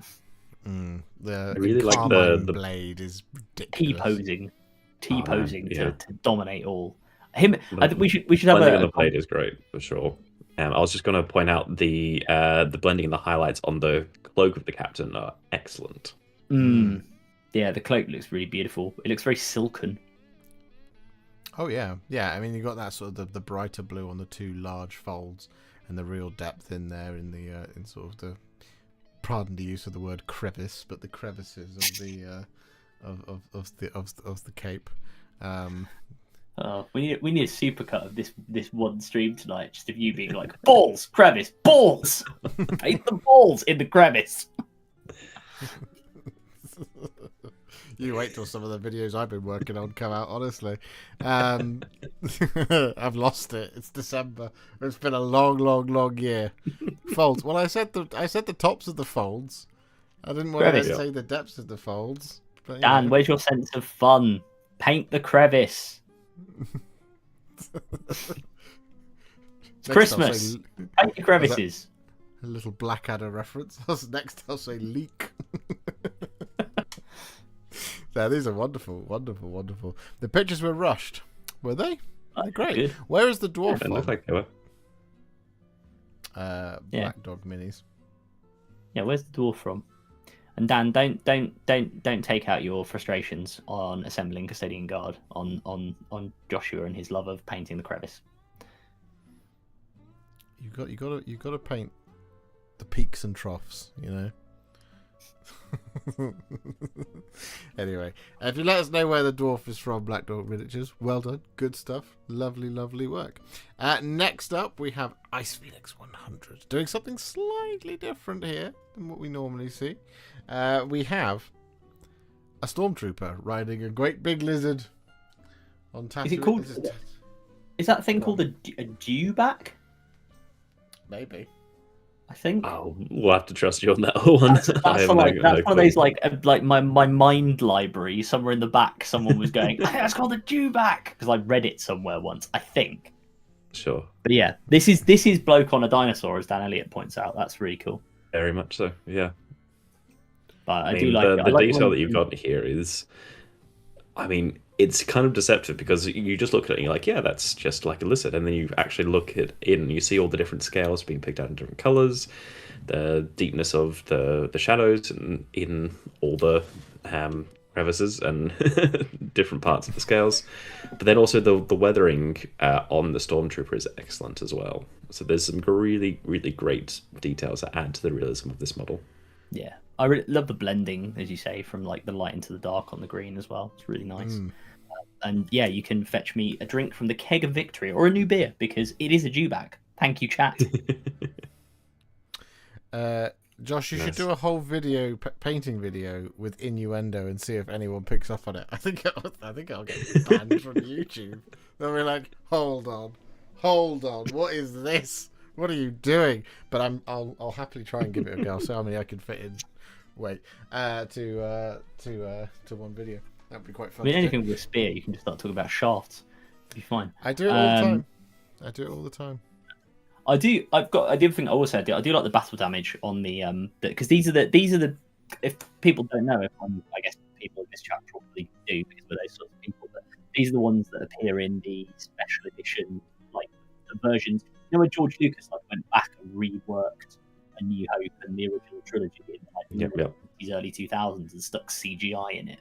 If I remember rightly, these lads appear on like Tatooine when Obi-Wan Kenobi and Luke Skywalker are going to Mos Eisley. These aren't the droids you're looking for, like that kind of thing. So nice to see a model thereof. So the sort of dusty look that Ice Phoenix has got on the Stormtrooper's armor is very appropriate, given he's been knocking about on Tatooine, I guess, oppressing the local population and fondling droids, looking for Princess Leia's disc. Yeah. Do with that what you will. Chris says, guys, I have to leave because I wake up at 4 and it's 11 o'clock here in Greece. I'll watch the rest of the episode tomorrow. Good night, everybody, and thank you for all your kind words, I'm sure is what he's going to say. Thank you for staying up and watching with us, Chris. Thank you for submitting. It was really, really lovely to see it. You had the perfect opportunity with Thran Daddy on his big, strong moose. Too bad you didn't make it in an endo. Look, there's perfect opportunities all the time, and I have to really watch it. Do you know how many times I want to talk about the powerful steed in when I'm painting miniatures? I want to do it all the time, but I try not to. But no, this is really lovely. One thing I would like to point out is I just love like the subtle weathering to the Stormtrooper himself. Just like this little bit of sand crusting the boots, and you've got sort of like where he's been blasted a bit by the vicious winds of Tatooine all over the armor. So there's a bit of dirt to it, which is just very lived in, very, very natural, and very, very cool. So really lovely stuff. So there we go. Thank you very much. Next up, we have Forge Father Histan, who finishes off a set of Adeptus Sororitas. I've completely forgotten what the name of it was. I had it there on the tip of my tongue, but it's gone. But this was the last model. This was the end of that box, the Flying Canoness, which sounds like a circus act. Yeah, I was gonna say yes. And for my next trick, the Flying Canoness flies at you with a chainsword. No, this is really cool. I love the edging on the cloak as well, like you've done with the red. That's really nice. I need to build. I've got a massive Sisters army, and I haven't built one of these yet. I've got one, but again, the lack of 10th edition has just not had me in the mood to build one. But seeing that it's done as well as this by Forge Father Histan does make me go, maybe I should. But yeah, really good, and I love the hazard striping on the chainsword. It's very, or the eviscerator. It's very what's the word I'm looking for? It's very John Blanche era of Sisters art that he did. I mean, hazard stripes on 40k weapons are just a classic, really. Yes, yeah. But yeah, that's what I mean. You don't see him that much outside like the Iron Warriors and stuff these days in the official art. Whereas like back in the John Blanche sort of like when everything was a bit mad and everything looked a little bit Mad Max in the 90s, everybody was like, you know, arguably health and safety was taken more seriously because, you know, massive spinning or massive chain blade weapons all had appropriate hazard striping on them to warn you that they were in fact dangerous. Yeah. Which is why, it's always great to see it pop up in other places like it is here. Yeah, it's really cool. Forge Father has done, and I have the same plan for Canonesses. If you can see at home, there's mine with the Eviscerator, because of course it's the correct choice. You got to give it the Eviscerator. Like you just have to. Yeah, it's the only correct choice. Even if there's somebody out there who will tell you it isn't, they're wrong. We're right. That's lovely. We've enjoyed seeing all of the sisters come together. Forge Father has done over the past months. And it's lovely that you've completed the project. Health and safety was of paramount importance when the team is all high on acid. There you go. Yeah, you got a point. They may have been inspired by the Claymore, which has front toward enemy written on it, which I always enjoy. Yeah. Makes sense. It's a fairly nondescript thing after all. But there we go. Lovely stuff. Thank you very much. Next up, we have another Harbinger of Decay. We have from Lisu 3000, we have a more box art inspired Harbinger of Decay here. Also just out for a stroll in the woods, which is wonderful. Always great to see. Yeah, I mean we've worked lyrical about this model earlier, but Lisa's again lovely take, and I think that just demonstrates everything we said about how good a model this is and what a skilled painter can do with it. Because Lisa's absolutely smashed it. I love the use of the red detailing as well, on the little mushroom on the bottom, on the wraps on the scythe, and on some of the like horse reins. Again, Josh, I had like a Josh style brain fart. That was going to be like a horse steering mechanism. I really like the pale skin that you've got gone for on the horse here, because it really shows off those more diseased parts which you picked out in the reds and the yellows. Yeah, your horse is ill, mate. You want to get that to a vet there. Not looking good. If ever you forget the name for a particular part of gear that goes on a horse, the catch-all term for all of them is tack. Tack. Horse tack. Yeah. So the saddle blanket, the girth strap. Yes, it is called that. I'm not making that up. The bridle. Dan Elliott's going to be really excited by you saying girth strap on stream. the bit in the mouth, it's all the catch-all term for it is tack. So, yeah, for those of you out there who are making painting tutorials and want to know what to call it, just call, we're going to paint this over the top of all of the tack. It makes sense. The only problem I've got as well is that, and maybe because I've had a drink and I'm feeling a bit silly, and also having a kid, I will say, absolutely destroys your memory, believe it or not. But every time I'm seeing models now, and we're talking about, bloke on a dragon, every time I see this, with the way that the the Harbinger is posed, I keep thinking of that like early Flash animation song, you know, where it's like, look at my horse is amazing, give him a lick, he tastes just like raisin. I don't think this one tastes like raisin. I think this one tastes like. I don't think you want to lick this horse. Yeah, well, That's I mean, not he the wants. horse that you want to lick. He's a Nurgle worshipper. He wants you to lick his horse. You probably just don't want to lick his horse. Yeah, Magical Trevor. I was going to say that sounded like Magical Trevor to me. Yeah, it's from the guy. Yeah, it's from the guy who did Magical Trevor, who did like Weeble and Bob as well. Right. Yeah. Anyway, this magical horse that you don't want to lick. Yeah, no, it's beautiful. Lick my horse. Smell my cheese. Monkey tennis. No, it's beautiful. It's beautiful. If you tug on its mane, it turns into a plane. Is that right? That is right. Yeah. Let's move on. No, this is good. This is gorgeous. I really like the really sore lack of an eye. That's really done very, very well on the horse. And then obviously you've got the sort of the triad of pustules, obviously the mark of Nurgle itself here as well. Just done really, really nicely. It's a very pallid, unwell horse here, but those little touches with the disease upon the horse's flesh are just really, really nice. They're very striking, and you can see that like it really it really makes the whole thing sort of come together really, really well. Because otherwise it's quite a plain horse, really. I mean, it sounds strange to say, right? Because it's covered in a lot of things, but it's those sort of things along the horse's flank that when you catch those out as vibrantly as you have, really make the model just sort of sing. Yeah, man. Yeah. But no, lovely stuff. Thank you very much, Lucy3000. Next up, we have Alaric79X with some Warplock Jezzails, the final painting of his Skaventide box. Rats with guns. Very nicely done. Lethal and rats with congrats guns. on finishing that box, because that's a big box of Skaven. There's a lot of Skaven. Yes. I remember Mr. Warhipster. He was very, very enthusiastic about painting. What was it, like 40 clan rats at once? 40 clan rats. 40 clan rats in that box, yeah. No, these are really one cool. video.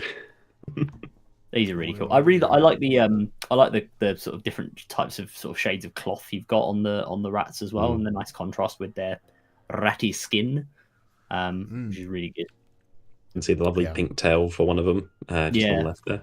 And the differentiation as well in the wood between the sort of the work on the Jezzail itself, like on all of them, of that kind of more browny wood, and then the sort of more black wood on the shields. Yeah, that's really nice. Yeah, it's a lovely touch. Congrats. Yes, Dan Elliott's nailed it. You need to show us a full army of clan rats. Absolutely not. Bugger, I had a Dungeon and Doggies model I forgot to submit. Well, Alaric, you can pop it into the epilogue. You can still get it in there, don't worry about it. But no, these are great. I agree. I really like that tail. How did you do the tail? Sort of pinky tail over on the left-hand side. That's really, really nice. Yeah, I like it. It's very, not cartoonishly rat tail, but like, you get what I mean? Like it's much more artist's impression, as it were, which is good. I really like it. Full army of Bard's family. Yeah, I mean, you can do that if you want. You just, if you do that, Josh's expression will permanently be stuck in exactly the same as several of Bard's children. Just look, if I go to Ardacon, not in 2026 but 2027, I'll do a full Hobbit series, and trust me, it's light on the ground when it comes to content and willingness, because I was looking at it the other day and I was like, oh, I could do Gundabad army. That would be really cool because the catapult troll. And then I went and investigated how much of it is in Finecast, and I was like, absolutely not. Well, there's some of it is in resin, like Forge World Resonance. I can't remember how much of that is actually Finecast, but it's barely any of it, because I looked at it as well, and most of it is in horrible Finecast. So to the extent I've ever considered buying Gundabad, I've looked at third-party models, which means I can't use it at certain tournaments, but it is what it is. Yeah, well, I was like, with the Bolg release, I was like, oh, it was really nice paint Bolg. That was fun. But yeah, there is rumours floating around that they'll start making some of the Finecast stuff either plastic or go back to metal. I mean, we'll see what happens with them. Mostly just put it all into a Forge World resin just to be really annoying. But no, these are lovely. He says, as always, it's your recipe. Really? I don't remember doing that. But... That's a great answer. How did you do that now? You tell me, fuckstick, it's your recipe. Fair enough. I mean, you did do 40 different clan rats, and all of them were individual. That's true. That is true. Some of the guys from the local game shop were at an AOS tourney today, and all played against the guy who was running 200 squigs. What a legend! Wow. That sounds like a fantastic army, and also probably super chaotic and a nightmare. I think your main worry there is just how long the game will. Like, if you're playing a competitive game where you're on where you're on chess clock or whatever, if you want to do that, my only worry about playing that opponent, because I think you'd have a great time, would just be how long it'll take them to maneuver 200 squigs in the movement phase. Do they still have the random movement as well? Because I remember they used do. Random movement. They've got the random movement characteristic as well, so he's got a roll for most of them. Dustpan and brush is probably the way to go with that. There we go. Anyway, thank you very much, Alaric. Fantastic. And congratulations on finishing Game Tide. As the guy said, that is not an easy box to finish off. And if you finished it, well done. Big achievement. Right, next up we have Dan Elliott, who comes at us with the Thricefold Discord and 6 of the finest Noise Marines with a Lord Cacophonist. Things will get loud now. I mean, some lovely blending on the demon skin there. Really lovely work. From that almost like white into pinks and purples, and having the face highlighted in more of a pinky tone really draws the eye. Yeah, no, these are really lovely. I mean, and the fact you've got the picked out all the sort of weird leather bondage wear that they've decided to that they've gone on a night out of Berghain. But yeah, no, they look really, really good, and that gold you've got as well on all the details of the demons, and actually on the noise marines, and the cacophonist is really beautiful. It's that much more like yellow gold, which is very Slanesh. I was also going to pick out the purple that you've chosen for the noise marines. It's such a really, really lovely high saturation purple. It almost looks like it's velvet. It's that rich in color. Yeah, they're walking around in like. That's because being this is the Emperor's Children, Rich. That is actually that power armor was redone by Juicy Couture. It says Juicy on the app, every one of them. Dan just hasn't turned around to show it. Well, yeah, they've just got close to cover that up, but it's there. We know it's there. Yeah, they're all in velour power armor. It's the velour tracksuit of the 41st millennium. Dan, please tell me you're going to write the word juicy on the ass of all of your noise marines. Yeah, you're welcome to. He's got sponsored by Cadbury, which is also good as well. Hello, Alaric Jr. How are you? Hi, Alaric. We need to clean up the language for a little while. No, I mean, these are fantastic. Look, the Thricefold Discord, I think, is one of the best Underworlds warbands that Games Workshop has ever released, and that's saying something given us the quality of the Underworlds warbands. Underworlds are very, very good. Dan, you've just done these. Do it, you coward. You've done it spectacularly well. I was just going to say compliment as well, like the same thing about sort of the blend on the skin, but I love how bright and shiny the distended belly of the one in the middle is, all the way down to the darkest part of the claw of the Slaneshi claw on the left hand, on his left hand. It's really, really well done. Lovely stuff. Really excellent. Really, Josh. For what? What did I do? Yeah, I've been menaced. No, lovely stuff, Dad. Thank you very much. Next up, we have Darksider, who I believe in his submission said this was more quantity over quality, but I struggle to see what he means. Yeah, they're all really good. Yeah. Do you know what I mean? It's like is it really? Yeah, I don't see any faults here. It's just a lot of really lovely painted minis. Like, you even zoom into these squigs at the front there, which, I mean, fantastic old models, but you can see all the teeth are individually picked out, and the eyes and all the different colors are really vibrant. Like, there's such quality on display here. It's absolutely not just quantity over quality, which makes this even more impressive. Yeah. This will be my second of 3 guesses as to whether or not it's Hero Quest. I'm pretty sure it is Hero Quest. This collection. Well, you know what? I'm generating power in the North Sea because I am a large fan of this collection. Really, really nice. Yeah. Don't know why you're saying quality over quantity. This is excellent. You've got to stop doing that, Adam. What? Your dad joking makes me want to one-up you. Earlier on when you said something about currents, I wanted to say you were raising the standard. And now I'm like... I've got practice. That's true. That is true. You are. I mean, he has the qualifications for it now. Yeah. That is true. That is true. You do have the permission slip. So much amazing. As Dan Elliott says, he's a dad. He's allowed to. It's true. It's true. It's true. Okay, you can continue, and I'm not allowed to, I guess. But there we go. Couldn't give a fig. Nice. No, these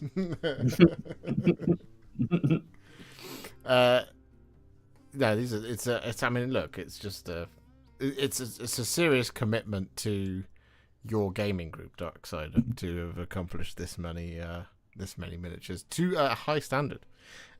He says they were slap chopped fast with a few highlights. It doesn't matter. It looks spectacular. They look really good. They look really good. The one thing I also really love about this collection is like looking across the scope of what you've got. You can slap each one of these down, right? Obviously, I assume they're sort of unit based, right? You can slap an individual one. Like, this is the Minotaur. This is the Troll. These are the Squigs, and then you've just got Rat. Just one rat on a base. Yeah. Gotta watch out for those rats. Rat.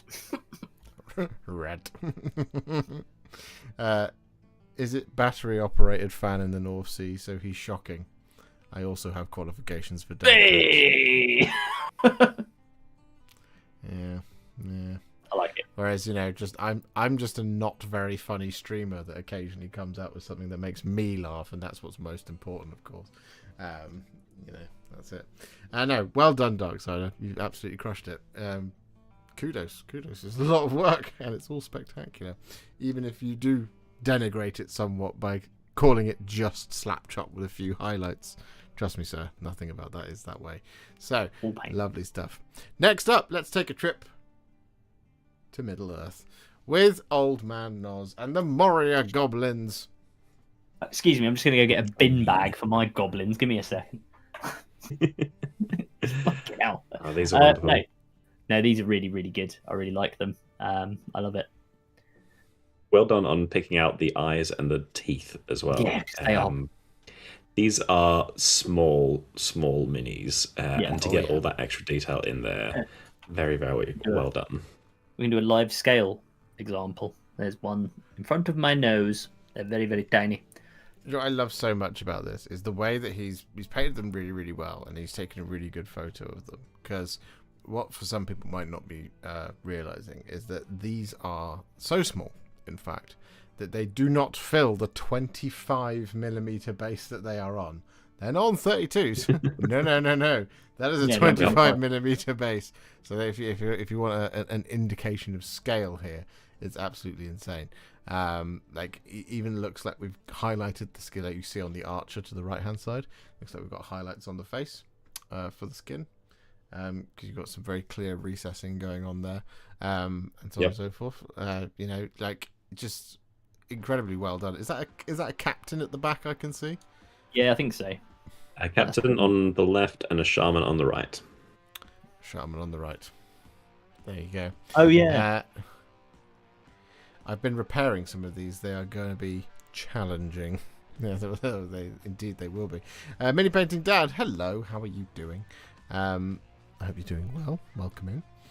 Some lovely gobbos, Old Man Noz. Indeed. I mean, look, they're just they're really well, not easy to do. Like we've said, the scale of them is ridiculous. Even in the scale of MESPG, they're one of the smaller. They're like one of the smaller sort of en masse models. And the other thing is because they're so bloody cheap, you need loads of them. Well, Yep. I mean, unless you throw a dragon. Which is a good thing for for Mori goblins. Yeah, that's true. Yeah. But yeah, it is a horde style army, so you do need to paint a lot. I think when I did mine, I did a batch of about 50, which is insane. You shouldn't do that, but just to give you an idea. This is why I'm relying on a dragon and a cave drake to just take up room in the army, because I cannot be bothered to paint 50 goblins. Yeah, I was just checking how many I need. Apparently, it's 2 boxes of goblins. Great. No, lovely stuff. Well done, old man Noz. We look forward to seeing the other 300 that you have to do to play some games with them. So lovely stuff. All right, next up, it's now off to the old world, the world that was, with Avelion and Grand Cathay. Yeah. The expeditionary force. Grand Cathay is somebody completely different. Grand Cathay and her Cathayan Jade warriors and knights, and what looks to be some very early access to some handgunners that aren't actually available as of yet in the background, as you can see. But they did preview some. They did preview the new ones. I'm assuming those are some third party sculpts for that particular unit. But look, I mean, look, just lovely stuff all over. Yeah, I really like it. I love the blue, the sort of blue color scheme you've got on them. It's really, really nice, and that banner just looks absolutely fabulous. Well, both of the banners look fabulous, Especially the banner on the right. I mean, the sort of turquoise and white is one of my favorite color combinations. So I think you've done an excellent job on these, especially on those the Jade Knights or Lancers at the back. Like, it's such a clean white that you've got going on the barding and on the shields. The horse. Oh tack. Yeah. It would be classed as any barding or armor that is on a horse would come under the general term tack. Yeah, he's really cool. I like the contrast you've gone for with the like sandy base as well. It makes them stand out all the more with the white and blue, and yet again all complementary. So yeah, these guys look like they've been sort of perhaps pushing out of Cathay and into the deserts which sit to the west of Cathay in the old world, where the Ogre Kingdoms sort of are or were. So yeah, no, these are pretty damn cool. They're just very clean, isn't it? Very clean paint job, and it's so nice. I think you've already mentioned it, but I like there's like the sort of inverse color scheme that's going on the shields. Like the Jade Warriors have got white on turquoise, whereas the they've got white detailing on a turquoise field, whereas the Jade Knights, that detailing is a lot thicker. It's a lot more present, so it's still turquoise on white, but it feels like it's an inverted color scheme that way, even though it's not. It's really nice. It's very, very pretty. And I like both the banners as well. That you've got that sort of the white dragon on the right hand side, but you've got the yellow dragon on the left hand side. I don't know if the yellow one is a decal or if that's free-handed on. If it might be a decal, it might not be. I'm not sure. White dragon. But yeah, no, these are lovely. Really, really good stuff, Avelion. Thank you very much. Right, now, what we're going to do is we're going to make things nice and tiny, because we're going to check out Mini Creatives, Legions Imperialis, Ultramarines. We have a Leviathan Maniple. Well, I can't remember what they're called. But we also have some Tarantula batteries and some Tactical Marines. These are awesome. Yeah, and I mean the fact that you can, if you look at the Tactical Marines, you can see he's put on the U that you would find on the shoulder pads, which at this scale is just insane. Yeah, getting the Ultima on there is insane, and also even doing like the striping on the crest of the squad leader, sergeant. That's really cool. All these little details that he's picked out is, I mean, it's exactly what we would expect from the Mini Creative, but it's still just insane at this tiny scale. I like the mixing of the blues, and whites as well on the 4 dreadnoughts in the maniple, whatever we're calling it.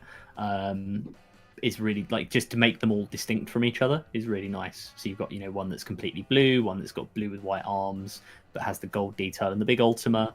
One that's got blue with white arms again, but without that extra gold detailing and the sort of slightly different sort of look on the helm around the helmet arch, white and blue on the big panels, white on the big panels and blue on the rest, and then completely blue. It's just really nice, and they all look complementary, and they all look like they've come from the same place, which is great. Yeah. Are those drains on the bases? They are indeed. They are indeed. He's even picked out all of the. I mean, as you said, is what you expect from the mini creative, but all of the golden balls on the left-hand shoulder pads. Yes, shoulder balls. It's just it's an obnoxious display of skill as always from the mini creative. It's a real display of talent. I mean, even just the colouring on the marble or stonework on the bases is great as well. Again, to give that kind of contrast from the blue of the Marines themselves, but it's not like you've got you've got an actual white on the Marines and on the dreadnoughts and the missiles as well on the Tarantula battery, whereas this is more like a kind of cream color or like a slightly different shade of white. Yeah, you're right though. It really does let the blue stand out and separates the mini from the base, so it makes the mini very readable in itself. Yeah, which is important in this scale. Oh, absolutely. No, nice. Really? Right. For the glory of Hachette, we march to Martin Spoon with War Despot, a Dominator engine, and a big old cannon. What's it called? Tormentor Bombard. Bombard, yeah. I was waiting for someone to do Hellsmiths. These are really, really nice. Very much so. And also another example of really great definition between lots of different types of metals, lots of different colors of metals. I mean, even on the I don't know the names, but the mini on the left, the cannon arms have two very different grades of silver or sort of steel going on. Yeah. And then the gold to separate them out as well. But there's just so much really, really great metallic work going on here, let alone all the blends that you got on the greens and the blacks. Yeah, no, it is really awesome. I think he's done a fantastic job, and I'm sort of assuming you followed. I mean, I've been following Josh's tutorial on the Infernal cohort, and I haven't finished them yet, so I've not yet gone over to the others, but it looks like it's the same kind of technique to get that sort of browny metallic armor. So I assume you sort of followed Josh's tutorial. But yeah, this looks really, really, really cool. I love the work on the War Despot as well. I think that's a model that, I don't know, I feel like I wish it had slightly different rules, because I think a lot of people have sort of abandoned it for actually playing the game, but it's a really cool little model. He's a very angry little dwarf, and he's got all that bling on him, which you picked out so nicely in this model, Martin. So yeah, big fan. If anyone was likely to get a Scourge of Gyron update, it would be him. I think he did, actually. He did, and it is a bit more useful, but it's also it seems that it's quite expensive for what it does, so jury's still out on that one. But I like him. As and when I eventually play a game of AOS with the Hellsmiths, I will try and bring him along, because I think he's a fun little model. But yeah, these are cracking. They're really, really good. Really good. Yeah. Well done, Martin. Really, really well done. They're not easy to paint. Like the Dominator engine is not a walk in the park. Did you forget to glue the chin on yours like I did? True story. If you look back at mine, both of you. Yeah. I didn't glue the chin. I remembered, but I remembered, but mainly because by the time I got round to building mine, you'd mentioned to me, you were like, "Oh yeah, someone commented and said I've left the chin off or something." And then when you did your video, I was like, "Oh okay, yeah, I see what you mean." When I built it, I was like, "That's where it goes." So stupid. I can't believe I did that, but there we go. It is what it is. It's not as bad as when I put the shoulder on the wrong shoulder. Scarbrand. That was Scarbrand. Oh, Scarbrand. Yeah, exactly. Yeah, been there, done that. Yeah. Anyway, lovely stuff, Martin. Thank you very much. Well done. Next up, we have a Abaddon the Despoiler from Abdul. Abdul the Despoiler. I love it. Yeah, Abdul the Despoiler, yeah. That's really nice. Drachnian's looking great there. I gotta say that the blade there is really lovely colours and blends across that, and then the fire as well, just behind it. Wonderful. Yeah, And the trophy rack as well, like the Blood Angel helmet and the Tyrannid skull, the Gene Stealer skull, standing out there. It's really, really nice. There's really great detail in the face as well, and then all the little gold bits, the extra shading that you've got on them, especially you can see it on the trophy spikes, but throughout the rest of the model and all that extra trim. There's so much trim on these Hearse models. Really, really lovely. And that extra depth just on that metallic trim really adds a lot to the model, I think. And also, I like the fact Abdul's bothered to paint the little, like, there's like a little power pack thing, which you can kind of see it in the where the cloak is, like you can see it in the hole there. Yeah. That's kind of hooked on the back of the arm. He's done the glow on the orange bit of it. That's really cool that he's actually picked that out. Yeah, very nice. He was really he was pulling your leg, Street P. It's not his first painted model ever. He's been submitting throughout all of Tale of Many Warhipsters. But yeah, no, lovely work. It's such a great model. It's one of those things where I kind of want to go back and redo mine. Because I've done a video on it ages ago. I kind of want to do it again. But there we go. Anyway, lovely stuff. Maybe I will go back and do another one. That's great. All right, next up from Matt, we have this Zinchian guy. This guy. I am not sure what it is. Chat will know. Isn't it just a really old Lord of Change? It could be. It's not one that I'm familiar with, but that doesn't mean that it's not an actual model from ages ago. Maybe just Birdman. I mean, it might not even be a Zinchian model. Do you know what I mean? Huh? Yeah. It's painted in seemingly Zinchian colours, but you could be quite right that it's just a different model that is now Zinch. Behold my majesty. You have changed it to Zinch, as is Zinch want to do. Yeah. Behold, Matt says it's an old proxy Lord of Change. There you go. There we go. Behold my majesty, I am an incomprehensible nightmare from another dimension. Street P just points and just goes, bird guy. Very comprehensible. Bird guy. Easy. Yep. It's great. It's really nice. I love that colour of purple you've got on the wings, on the feathers.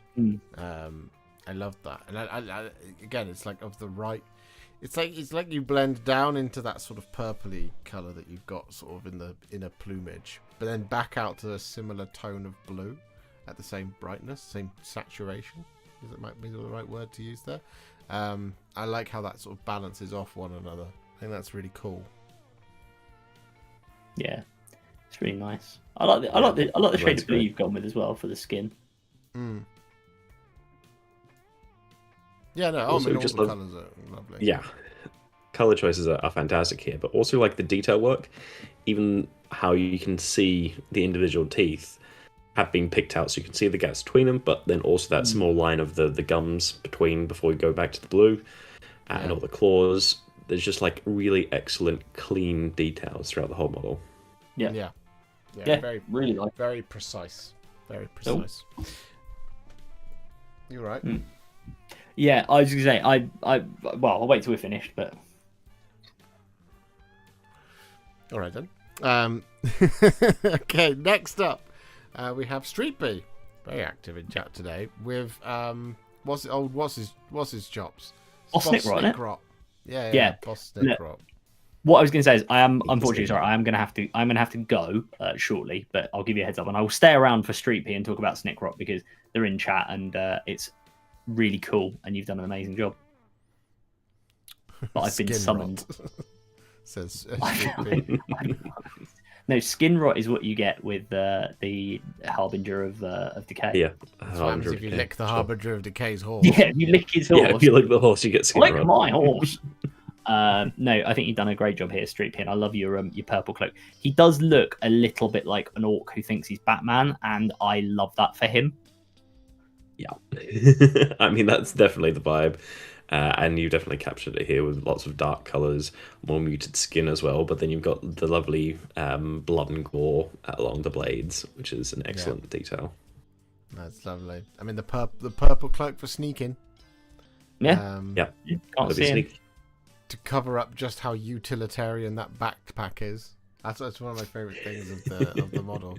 Is so very rarely do you have such a like, you know, this backpack is great for traveling, you know, great for hitchhiking, but Ryanair would throw a fit if you tried to sneak that on as hand luggage. Yeah, that type of thing. But it's okay. It's covered in a purple cloak. Can't see it. He bought that thing at Millet. Exactly. Bought it at Millets or is it Decathlon is the big one these Yeah, days. I was gonna say Millets. I think is like a chain. That's just showing my age. They don't even exist anymore. I don't think. Oh, I'm sure they do somewhere. Yeah. I still can't even see it. As soon as that purple touched it, vanished. There you go. Josh, do you think Ryanair are surviving into the 41st millennium? Yeah. I feel like if anyone with Ryanair are going to survive. Ryanair will be the one thing left. You'll get the 41st millennium and be like, it's grim, it's dark, but you can still get to Alicante for £40.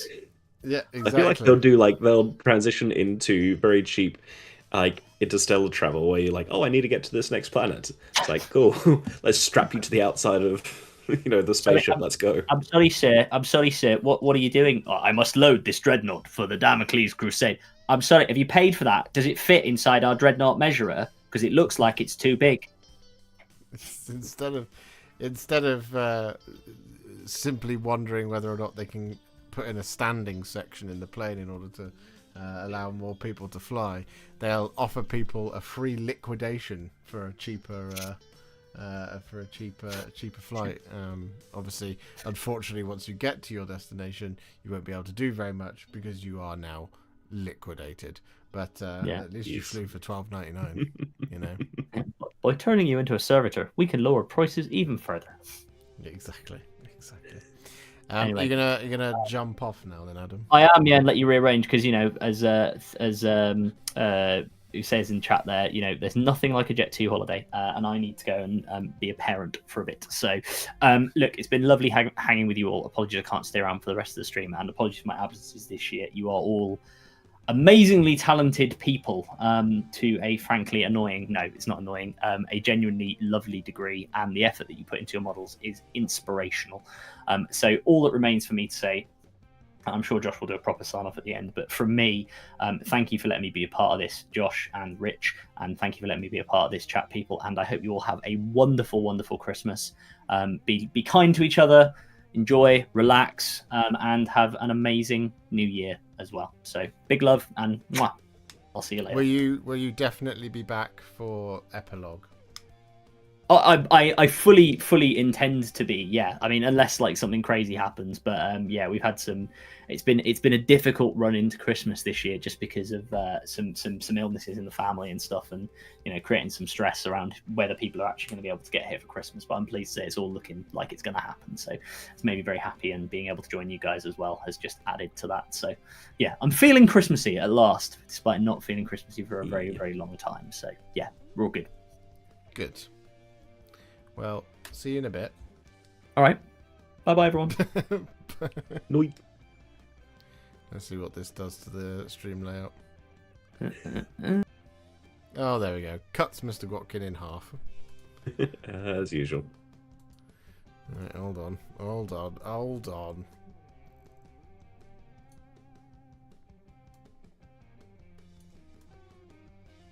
There we go. Right. And I'll just remember to deal with it when we move back to the other screen, because you'll no doubt probably be in half over there. Let's have a look. Yeah, probably. Yep, probably. You're definitely in half over there as well. So, anyway, thank you very much, Street P, for your lovely submission of boss skin rot. So, next up we have Croatoan. I saw that you didn't know when the next Tales was going to be, but you really wanted to share the Vampire Lord on Nightmare Steed, so I thought, hey, let's just throw him in as well. So you can have it tonight too, even though it was very late by the submission standards. It doesn't matter. I was feeling Christmassy when we did that. So we have got the Beast Skewer Killbow. We have a Killer Boss. We have I can't remember the name of it. The guy with the banner, with something with Belcher banner, I can't remember. But we also have a Killer Boss on Greater Gnashtooth and a Vampire Lord on Nightmare Steed. I mean, we've seen so many of these Gnash Tooths, but every single time you guys absolutely knock it out of the park with all the different various like skin tones you've got on it, and then yeah, like I was saying, the Nightmare Steed and the Vampire Lord is just fantastic. Really, really love that color scheme, and then also the depth that you've got in those shadows. Yeah, just brilliant. It's a Merc Knob. That's it, Merc Knob. There we go. With Belcher. Been a while since those minis first came out. Yeah, I can't be expected to keep all of them. I've still got all of the Darkwater stuff rattling around in here at the minute. Yep. It's clearly pushed some things out. No, these are lovely. Sorry for not being active that much tonight. I'm painting while looking at all the awesome art in the background. Doesn't matter. As long as you're enjoying the stream. Is everybody enjoying the stream? If you're enjoying the stream, please do leave a like on the stream. That would be very, very lovely of you. We're on 39. Can we get to 50 likes for the finale of Tale of Many Warhipsters? Can we do that? That would be great if we could do that. So lovely stuff. And yeah, I know, look, you've painted these really lovely. I love the yellow and the scare shields. That's a really nice touch. And then obviously sort of juxtaposed with the purple of the tongues. That's really good.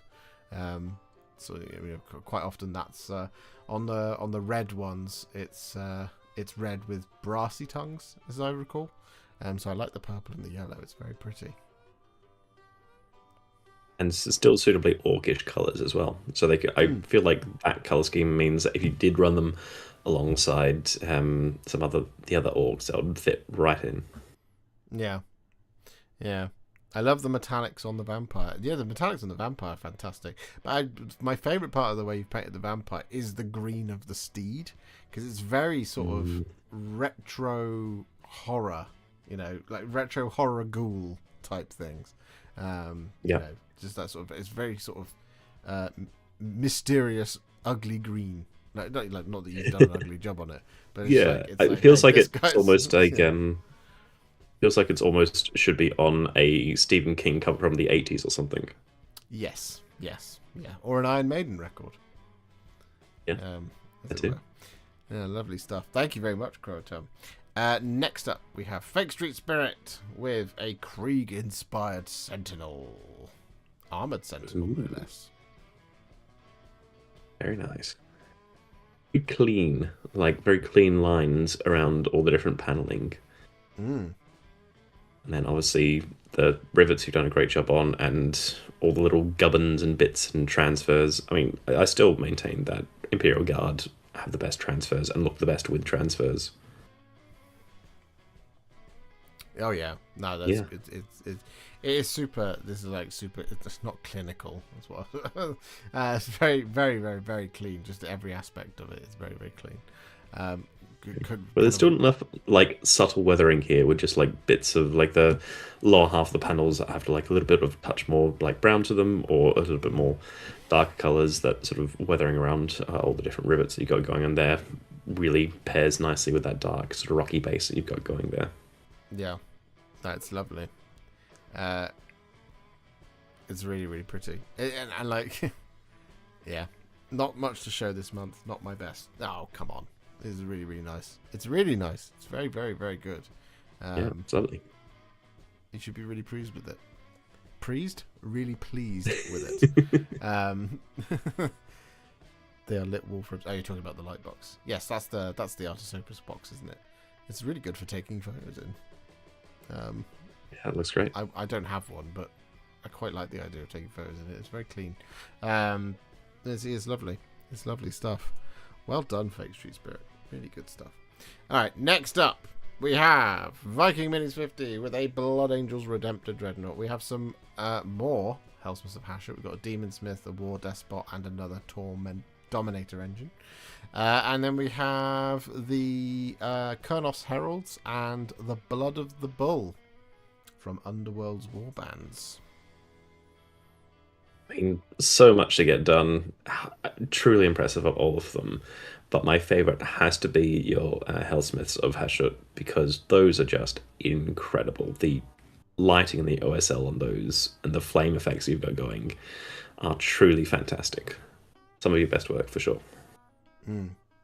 These are great. I mean, like the green, as Warhammer Mama says, the green of the flame is like it's next level. It's proper warp flame demon goo. Yeah, it's it's otherworldly in its coloring for sure. Yeah. But then to OSL it on like the demon smith across the right hand side of the Dwarden's face is very, very impressive. But like similarly around the sort of the grating in the stomach of the Dominator engine, and of course on its roof as well. But it's like very compact in the stomach, whereas it's much flatter and open on the top, because obviously it's all the light's escaping outwards. Whereas inside, it's much more targeted with the OSL in the bottom right picture, as you can see, and that's really, really, really intelligent and really, really well done. You definitely capture the essence of both of those sources of hideous lightning. The sheer variety and the consistent quality, great stuff. Indeed, I couldn't agree more. Mini painting, Dad. Yeah. It's lovely. Lovely stuff. Well done. Well done to you, Viking Minis 50. Thank you very much for sharing. Again, always very, very productive, as always. Next up, it's back to Middle Earth with Captain Mannerings and I want to say would you say it's a blood eagle? Is this a thing? I mean, I haven't seen one of the Great Eagles painted in this color scheme, but I have to say it really works. It's lovely, isn't it? Yeah. Like, you can make up your own reasons as to why it's red, but the fact is that, you do have birds in this coloration out there, so it's totally natural, and it's just a different color scheme, which I think is really striking, and I'd love to see another couple of eagles in different colors, and to have this sort of technicolor force of eagles descending on you would be both impressive and scary. Oh yeah, it's so striking. I love it. No, it is gorgeous. The thing that really sells it is, as Ricky Drinks Paint says, cracking job on the beak and the feet and the talons and the eye. Yep. Them being very naturalistic, and then the bright. Yes, I was going to say the same thing. Yeah, cascading through the dark red feathers with just the red edge. It's very, very, very pretty. It's very, very pretty. Yeah, that little touch of realism really grounds it and makes it feel, even though it's quite a bright red on by the ends of the feathers, having that sort of yellow and the beak and the claws makes it feel realistic, even though it's quite some bright red on the ends. It's a lovely, lovely touch. Yeah. It's gorgeous. It's gorgeous. Yeah. It's really just it proves your mastery over color. I think Captain Mannerings, more so than anything. We see lots of very colourful entries from you throughout Tale of Many Warhipsters, which would be wonderful to experience over the year. But I mean, I think this might be amongst some of your finest work yet. So the two that we saw last month, the Fledgling and the Great Eagle, were very, very pretty. But this, I think, is absolutely gorgeous, and I love it. Absolutely adore it. Right. Next up, from Bad Squiddo Games, we have Ada Lovelace. I hope I've remembered that correctly. From Teeny Tiny Victories, the first computer programmer. Yeah, very cool. I mean, I love the pinks and the greys and the blues you've got going in the dress, but I'm assuming freehand at the bottom of the dress there is just, and I mean the top of the dress as well, it's just insane. I mean, stunning work. Oh, very precise. Very, very, very, very nice. Yeah. Very, very, very nice. But I like the texture that you've got in the I guess you'd call it would be of the time, would it be wool or cotton of the dress? Either way, it's a very realistic texture that you kind of painted in, like, because obviously you've got that sort of pardon my use of GW colours, but that sort of Slanesh grey-esque colour, but there's like an underlayer of the more vibrant sort of purpley pink, as it were, and it really sells the sort of realism of the texture. Turns out I really enjoy freehand. Laura, I've got a Green Knight that I'd love to send your way. If you enjoy freehand. No, I mean, well done. Yeah, really, really impressive. Because I'm assuming this is a fairly small model as well, so to get that level of detail is really impressive. Yeah, yeah. I was going for like a shot of taffeta where the angle shows different colors. Ah, that makes sense. Yes. Well, in that case, definitely nailed it. Definitely nailed it in that regard. No, lovely stuff. Also, it can represent me looking at my Warhammer receipt the last few months. That's very true. That's very true. That's very true. Nice. Thank you very much, Laura. Next up, we have Helbrecht Brushworks. With I wanted to call it a Vargeist or a Crypt Flare. Depends on which army. This would be a Crypt Flare. Or a Vargeist, if you're a Soul Blight Gravelords fan. True. I think they do have different heads, but it does look like you might have used the Vargeist head on here. I'm not an expert. I think there are slightly different heads for them, perhaps. Either way, excellent work, regardless. I really love the sort of like pale pink you've got going in the wings against that pale, almost slightly yellowish, greenish tinge to the skin that you have there. And then the dark fur down the backside of like down the back, and then I mean, wonderful work on the base. I like a truly fantastic winter scheme that you've got going there. Yeah, it's very desaturated, which definitely blends with that sort of that wintry theme. It's very cold, and it's it's undead flesh, so of course it's going to be a little bit colder than you would you would normally expect. But like, yeah, it's just it's so beautifully composed. There's some warmth in there in like the hairy back, but like the tones on the skin itself it's just the right wintry. It's not only is it set within the cold basing structure, it is a reminder of the cold embrace of death in the mortal realms, and it's just as a piece of art, it's very beautifully composed. Yeah, very much so. And I'd love to see a whole army that have done in this sort of basing scheme. That'd be brilliant. Yeah, I mean, I like the way the snow is clinging to the branches in the background. That's one of the things that it's so important to do when you do a snow base, is to put the snow everywhere. And it's one of the things I would always, whenever there's anyone ask me any advice on how to do snow bases, I always say just put snow on everything. Because you don't want it to look like your model is surfing on a very clean, dry rock through a snowy planet, as it were. So yeah, it's just wonderful stuff, Helbrecht Brushworks. Thank you very much. All right, next up, it's back to Middle Earth with Ricky Drinks paint. We got a lot of halflings and the Shadow of Rudar.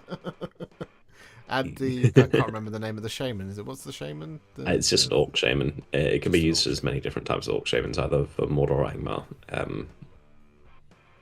Yeah, great to see these hobbits looking very natural in their environment. That sort of like muted tones that Ricky Drinks paint always goes for really suits them. And then Shadow of Rodar looking brilliant with that sort of rusty armor color scheme against the dark cloaks, and then a little bit of more ethereal colors for the skin there. Really lovely. I don't even know how to pronounce that. I'm settled on the Shadow of Rudar, but I'm sure that's I pronounced best it wrong. we can do. Yeah, such a weird spelling. I'm sure there's a proper pronunciation somewhere, but you have to delve into the Tolkien archives for that. 8 MESBG minis without a Warhipster tutorial. Ricky Drinks paint does not need my help at all, ever. He just goes and goes and goes and goes. He has an MESBG collection that is the envy of all of us, I think. It's much. Absolutely stunning. Every single thing he puts his brush to is beautiful. It's really, really, really, really good stuff. Can you name all of the halflings that are there, Rich? Absolutely not. No. I can probably do 2 or 3. Like I can see Lobelia there and Fatty Bulger, and then I think the one with the top hat. I can't remember. It might be like old Pommel. It's old something like I think I can't remember the rest of them. It's the one army that I haven't really looked at in detail. It's like the Hobbit stuff I don't know quite as well as the Lord of the Rings stuff, but the Lord of the Rings stuff, there are so many new Hobbits that they made, and different profiles that they made that I do not have a chance of trying to remember all of them unless you actually play that army. Fair enough. He says, got Pippin's dad and Rosie Cotton's dad. You got to guess the rest. Well, we don't have time for that, Ricky Drinks Paint, so we're going to move on. Next up, we have Frost Pills. It's easy way to do it. Exactly. We've got, we've got some Acastus Knight. I think that's what they are called. Or they're the something knights. Anyway, we've got Large Heresy and Little Heresy.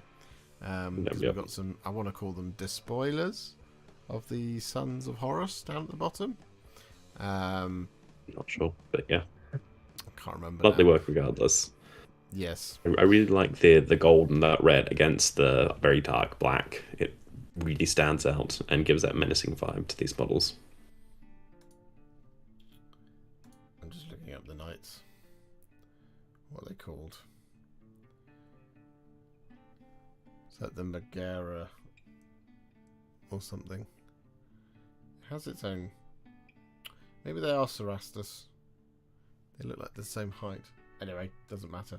I've really enjoyed seeing this colour scheme develop over the last year for the knights, because that is Legion's Imperialis scale, and I really like the colour scheme. I think it's so nice, like that sort of sandy bone colour, sort of pale, sort of off-white is really nice, and it always offsets nicely with the black. And it always has the best weathering as well. Whenever someone does that sort of bone color against metallics, it just produces such great opportunities for really vibrant and really wonderful weathering. Yeah, and then like you've then demonstrated your command of such things, especially with on the Space Marines we have on the bottom side. I'm just going to make sure they're called the spoilers. Legion Mark IV the spoiler squad. Is that right? Hang on. Traitor Space Marine Legions. Sons of Horus. They've got a special Reaver. Are they the Reavers? They might be the Reavers, actually. Either way. Really I mean, excuse us for not knowing every single model across 6 different systems. Again, I mean, Josh has got most of them down, so it's always very impressive. I'll try my best. Now, great stuff, Rospill. Thank you very much. Here's one we definitely know. It's Gazkol from Taz. Nice. Gazkol Thraka himself. Feels just like such a classic paint job that you've done here.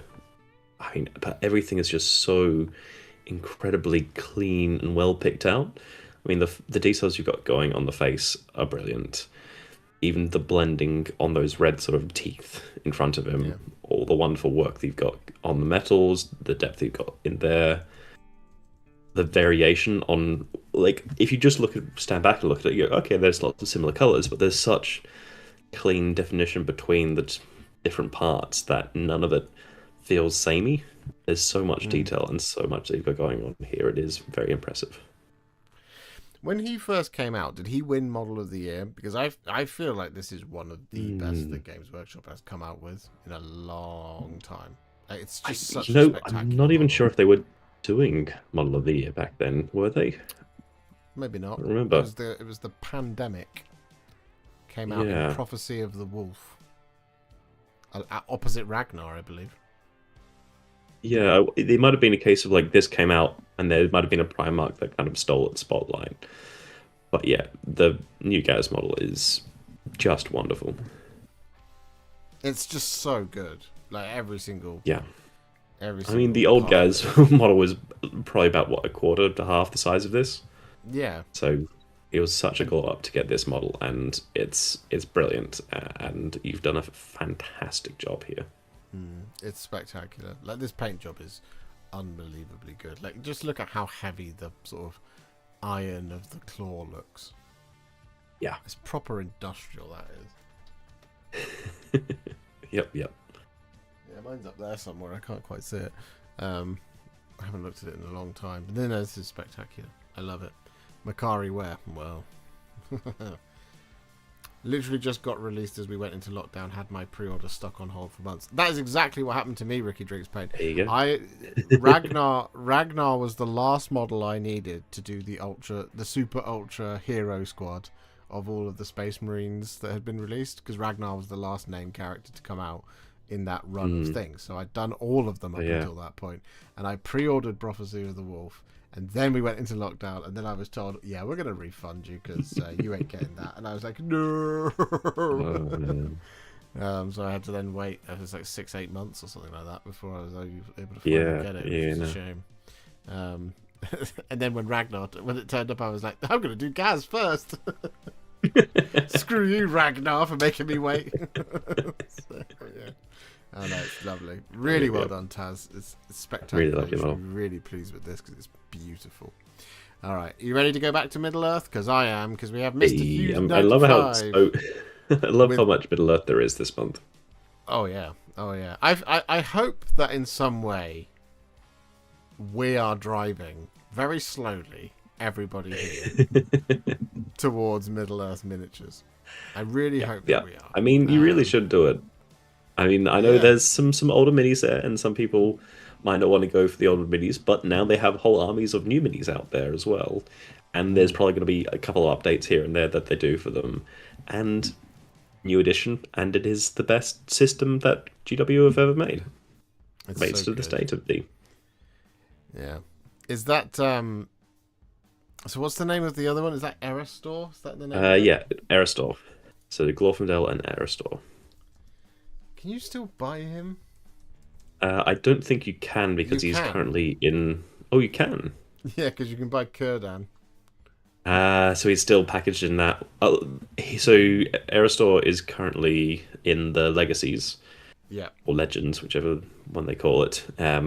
So he isn't in like the official being updated rules, but the Legacies are still official rules. It's just they're not going to be updated and they can't be used in some tournaments. But is still a wonderful model, and you've done a fantastic job on here. I really love the color of the blue that you've got on these cloaks. Both of them. It's a really lovely, muted, darker blue. That's just because I think you've potentially done like a washover or muted the color somehow. It gives a very earthy, naturalistic look to it, which then, given the slightly earthy tones of gold that you've got going on, really works well, and ties in with the rest of the model and the base. Yeah.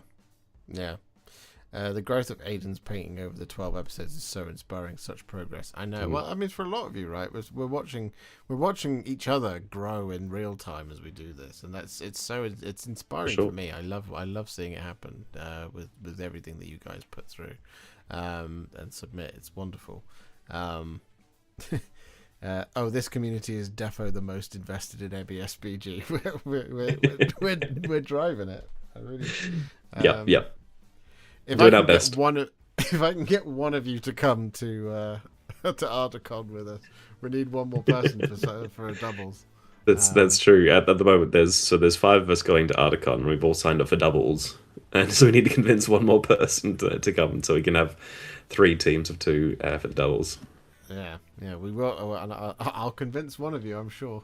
We'll get someone in. Yeah, exactly. If you can't convince one of our friends, we'll convince one of you guys. Yeah, I do agree with Ricky Driggs Paint that Glorfindel is the best elf miniature ever, with Thranduil in a very, very close second. It's very difficult to choose between the two, but like this Glorfindel miniature is just one of the best. I mean, the new Elrond is also excellent, but yeah, I think the Glorfindel is probably pips him at the post. Yeah. I bought Hera, and you're definitely responsible. Yes. Wonderful. And there's a whole other version of Hera as well, the Bride of Death, which you can pick up as well. Just saying. Right. I'd love them to do Bride of Death mounted as well, because I think when they originally made Bride of Death, they didn't know because they only get limited info from the movies. So I don't think they knew that she would be on horse yet. So maybe in a later release down the line, maybe we'll be able to see a Bride of Death mounted. That'd be Did she very take cool. a horse as an option as Bride of Death? I can't remember. We don't have the model for it yet. I don't think the profile has the option for it. But I would love them, if it doesn't have the option, I'd love for them to add that option and then to also give us a new model for it. That'd be brilliant. That would be nice. That would be nice. All right. Well, we've got our next contestant. Illy is on screen. We have a Hellbrute after 9 months, finally ending all things related to Adeptus Sororitas. And then we have Sister Seraphim Squad flies to the table. Nope. Which I enjoy. I enjoy a lot. So yeah, we have a lovely Emperor's Children Hellbrute and Seraphim Squad from Illy. Yeah. I mean, that Hellbrute is really, really lovely. I will point out the eye spacing on the Seraphim because I think that's wonderful. And also just the really classic color scheme. Always love to see it on those Seraphim. I think you've done an excellent job there. But the standout really is that Hellbrute with the pink and the really lovely dark metal that you've got going on there. It's really nice. It's very, very, very good. And like, I love that it's sort of like drawing from the sort of the modern way of painting Emperor's Children with the sort of the black and the pink armor panels as well. And then just a couple of bits of green from some cables going into the arm just really gives that nod to that modern color scheme. Yeah. No, it's gorgeous. I love it. Really good stuff. Shame we can't run them. Here's hoping for 11th. The less we say about that, the better. But no, thank you very much, Illy. Next up, we have a new contestant. We have Sweeping Sager here with a Commissar and a Castellan, Acadian Castellan, I want to say. I'm pretty sure that's a Castellan. For an Astra Militarum collection. And one of the things I really, really love here is just that sort of like dried, caked in blood that's on the coat of the Commissar. Like it's real subtle weathering, but it's so perfect. Like it's just part of the clothing now. It's like I've got the they've definitely been through the wars, and that's just it is what it is. It has to stay on there. Yeah, no, really lovely. Love all the details you've picked out. Some really lovely clean lines between all the different details as well, which is great to see. And then, some lovely vibrant colours. I mean, the grey, I love that mottled grey that you've got going on the cloak there on the left. Really lovely. That's the blood from his squad he executed, not the enemy. Oh, yeah, no, well aware. That's the brain matter of fellow Acadians. But it's really just well done. It's so part of the scene. You know, it's integrated. It doesn't look like it's added. You know, I mean, it is added, but like it doesn't look like it's been painted on. It seems like it belongs. There. Yeah, exactly. Yeah. It's really, really well done. It's very subtle, and that's the kind of battle damage and grime that I really love. You see it on miniatures. Just, very, very cool. Very cool indeed. Thank you very much, Sweeping Sager.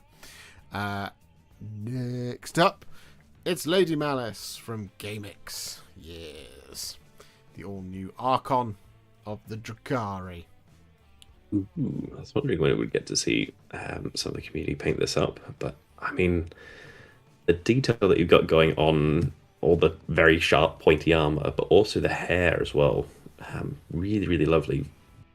The picking out of all those details and the highlights you've got going on the hair is just fantastic.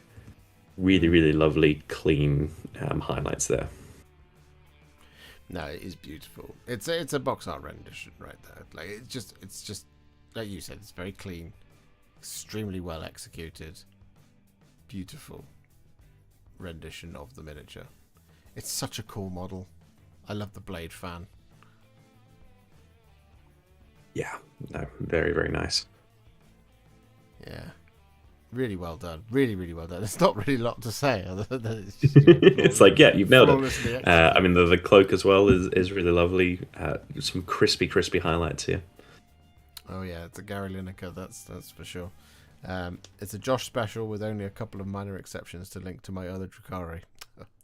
Would that be like the red veil? I think I did white on on my one. I don't know where she is. Where's she gone? Is she up there? Yes, white on the veil across her face. Yeah, I loved that as an option because it was like you don't see enough veils in Warhammer 40k, but there's something very Mortal Kombat about it. There's a couple in AOS, but not really 40k. Yes, the Sinari Cathalar has one in AOS for the Venari, for the Lumineth. But yeah, and the gems, I think. Oh yeah, maybe the gems different. I can't remember what I did on mine. It's all the way over there in the dark, so I can't see it. But no, lovely stuff, GameX. Well done. Really well done. All right, next up, another new challenger. We have Reginald Shaw with a Rat Ogre.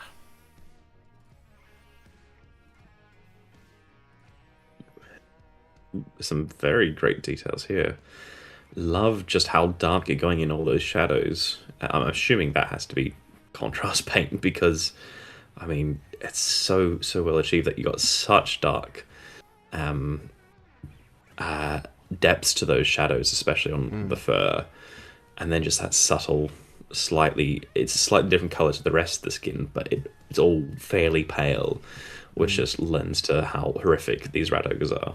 Oh yeah, but yeah, really great contrast in terms of those values.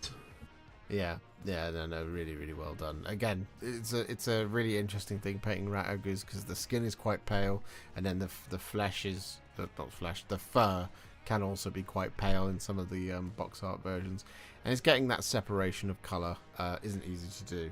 But you've done it here, so you've got the skin where it's been pulled back from the sort of outer, what do you call it? There's the dermis, layer peeled back with all the fur on it. It's really well done. Again, like I said, the getting that separation between those colours is quite difficult to do, but you can read everything here, which is really well done. It's great execution there, Reginald.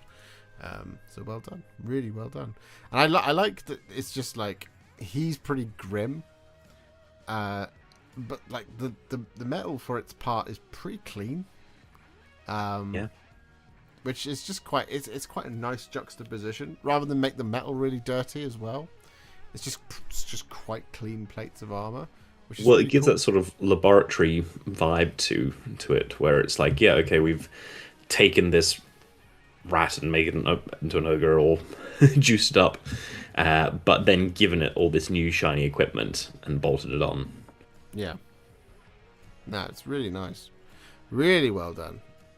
Lovely stuff. All right. Next up, from Cameron, we have a Canoptic Doomstalker.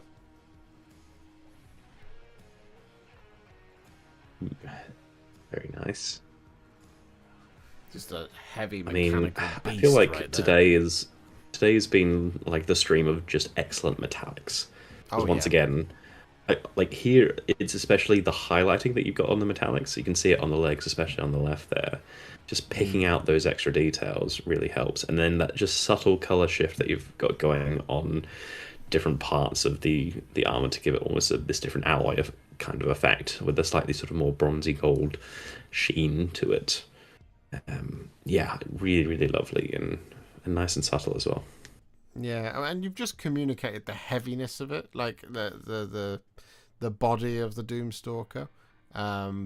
It just feels like, again, just real industrial heavy metal, which is, again, it's just a really nice effect that's going on here.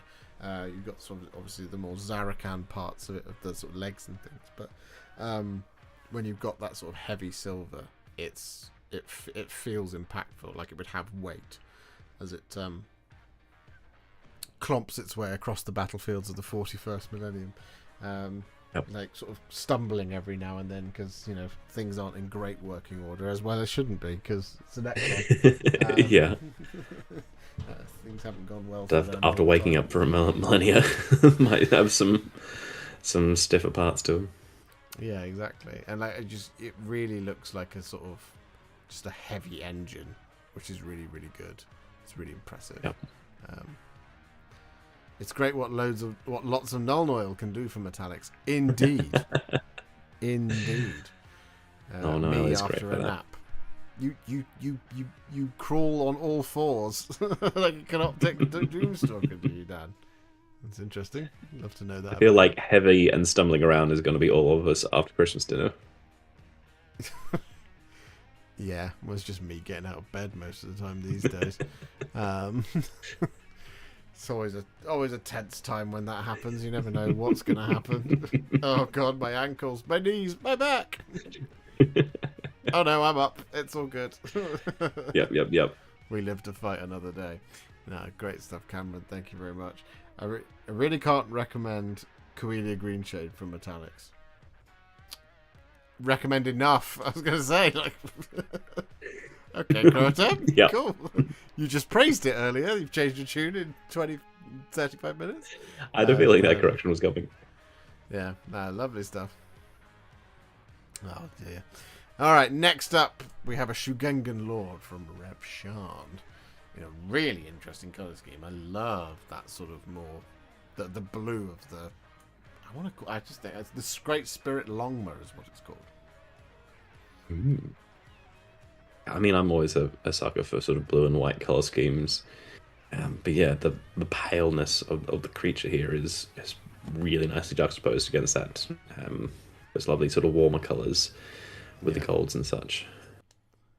Yeah, it's beautiful. It's beautiful. It's such a lovely color scheme. I love that tone. I love that tone for the Spirit Longma. Sure. It's so appealing.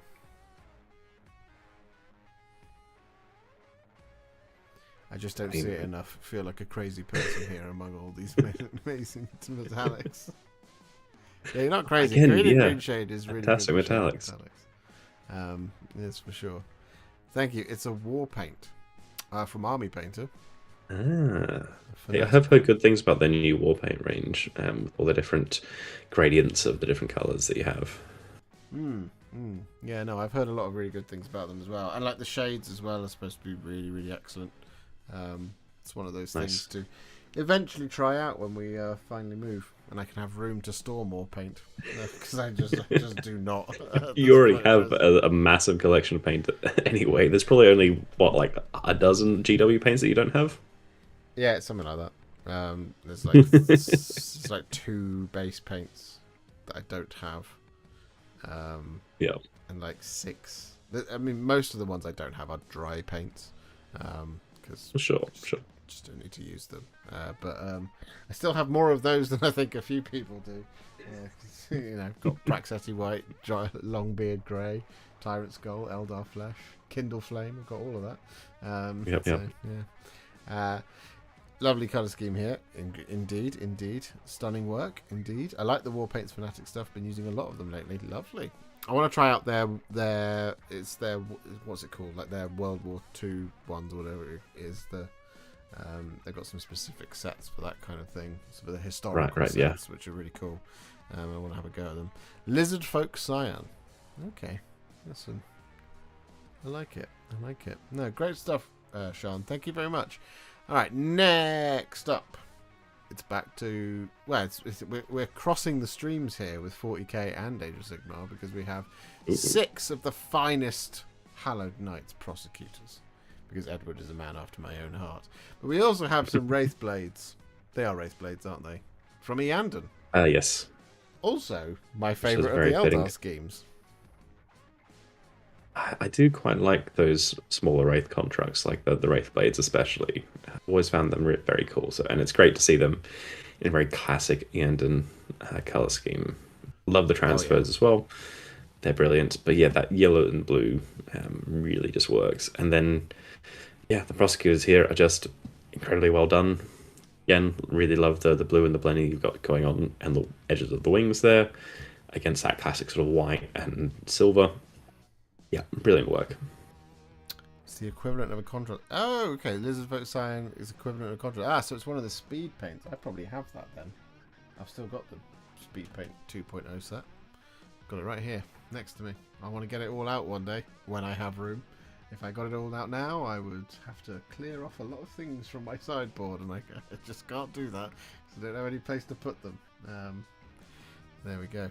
Awesome work on all these pretty large models. Oh yeah, I mean, look, the prosecutors are not small by any stretch of the imagination, and they're not the easiest models to paint either. Like, to a certain degree, they are fairly simple, but then there's stuff like there's the odd one where like the spear just intersects with the wings, for example, and it's really annoying when that happens. Like, it crosses through them. Yeah, and I think you've done a spectacular job on them. They are my pound for pound favourite unit in the entirety of the Stormcast Eternals battle tome. I think they're absolutely spectacular. I just want them to come down in terms of model, for sure. 50 points a unit, so I can run a lot more of them. Well, you wanted to do a whole entire army of them at one point.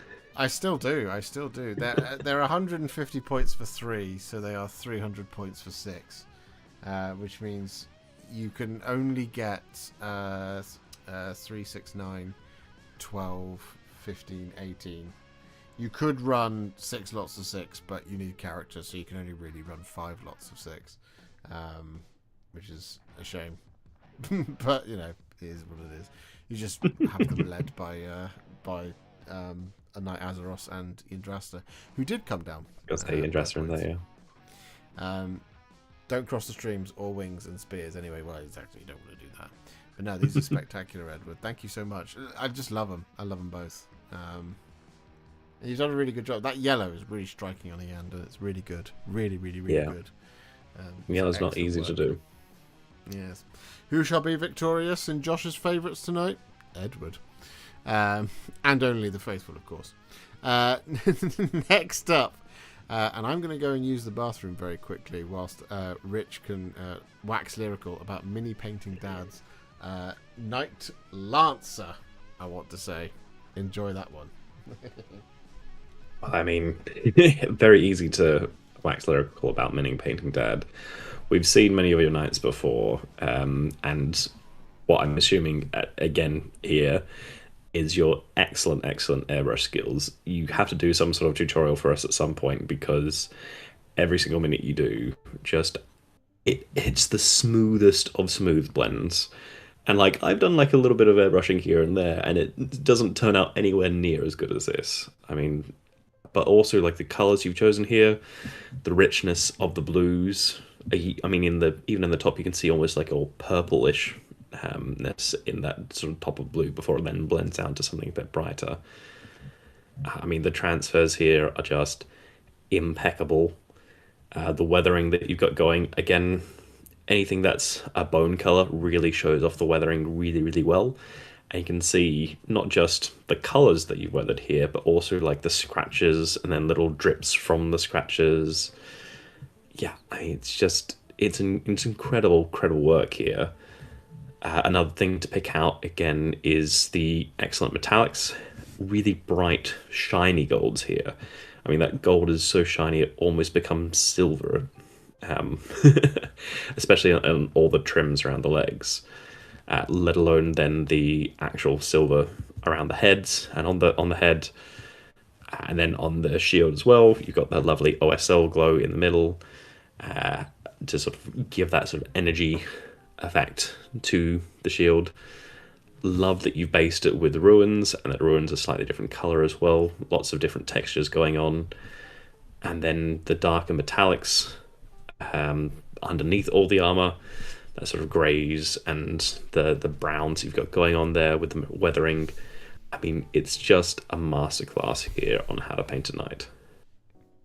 It really is. Yeah. I was listening. You're absolute pro at this. You're absolute pro at this. God bless Bluetooth headphones.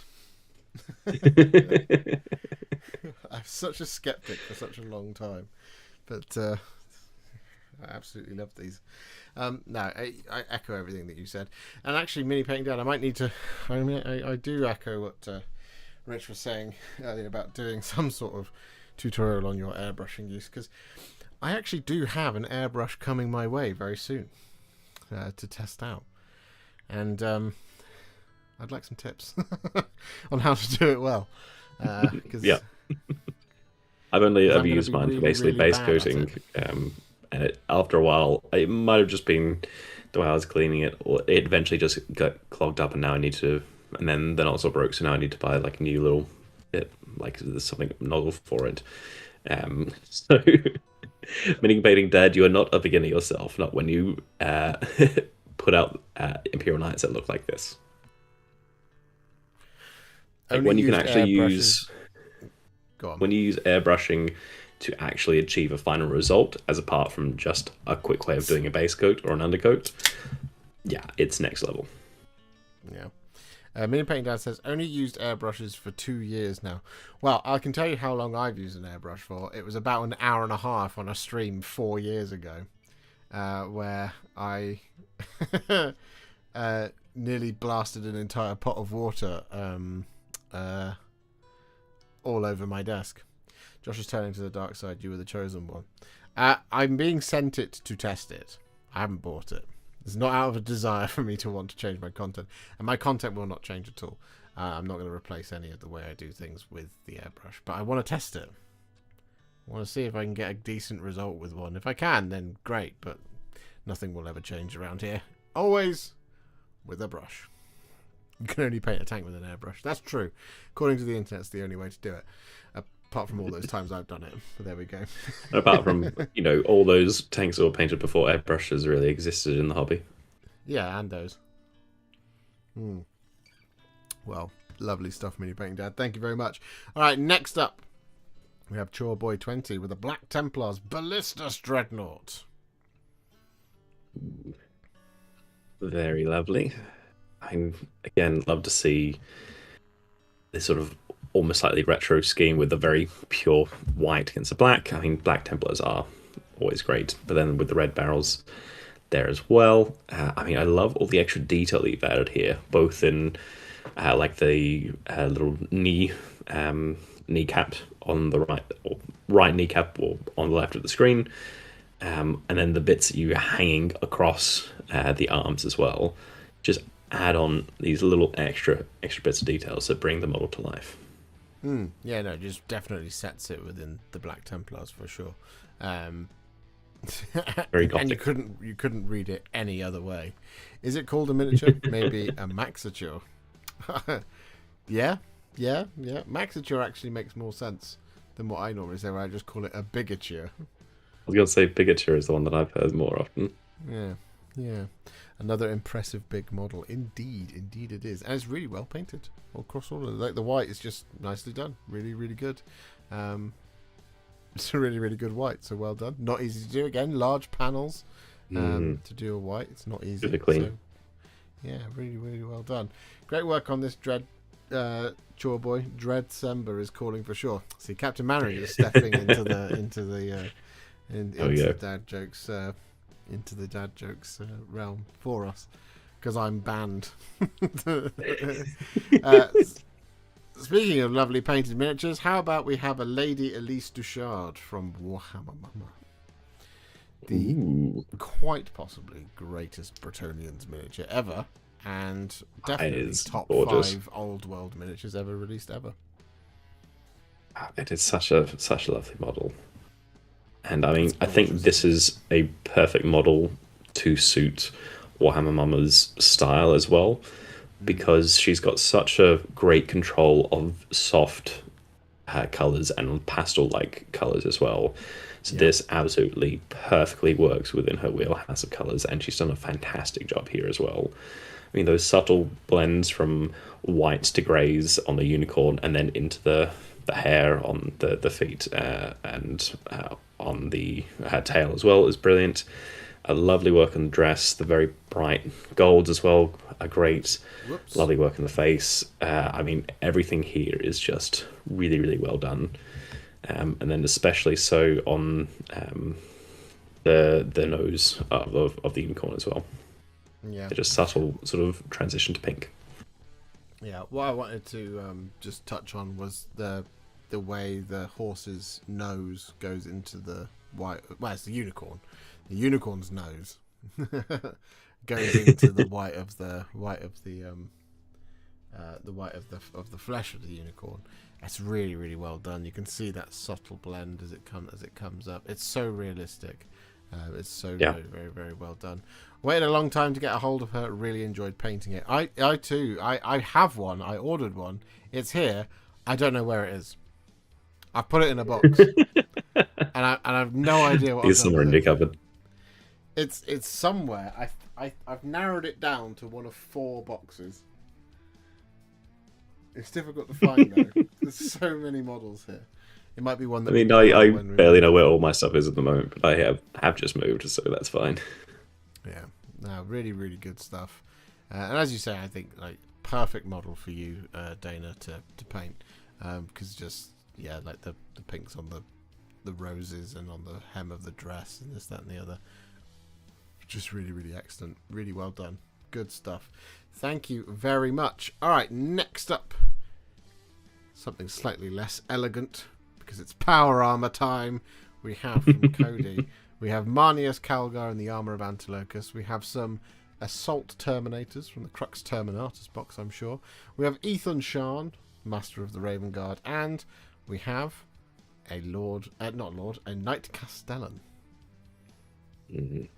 I mean, Shan is, I think, one of my favorite 40k models that they put out in quite a while. There's just so much dynamism there.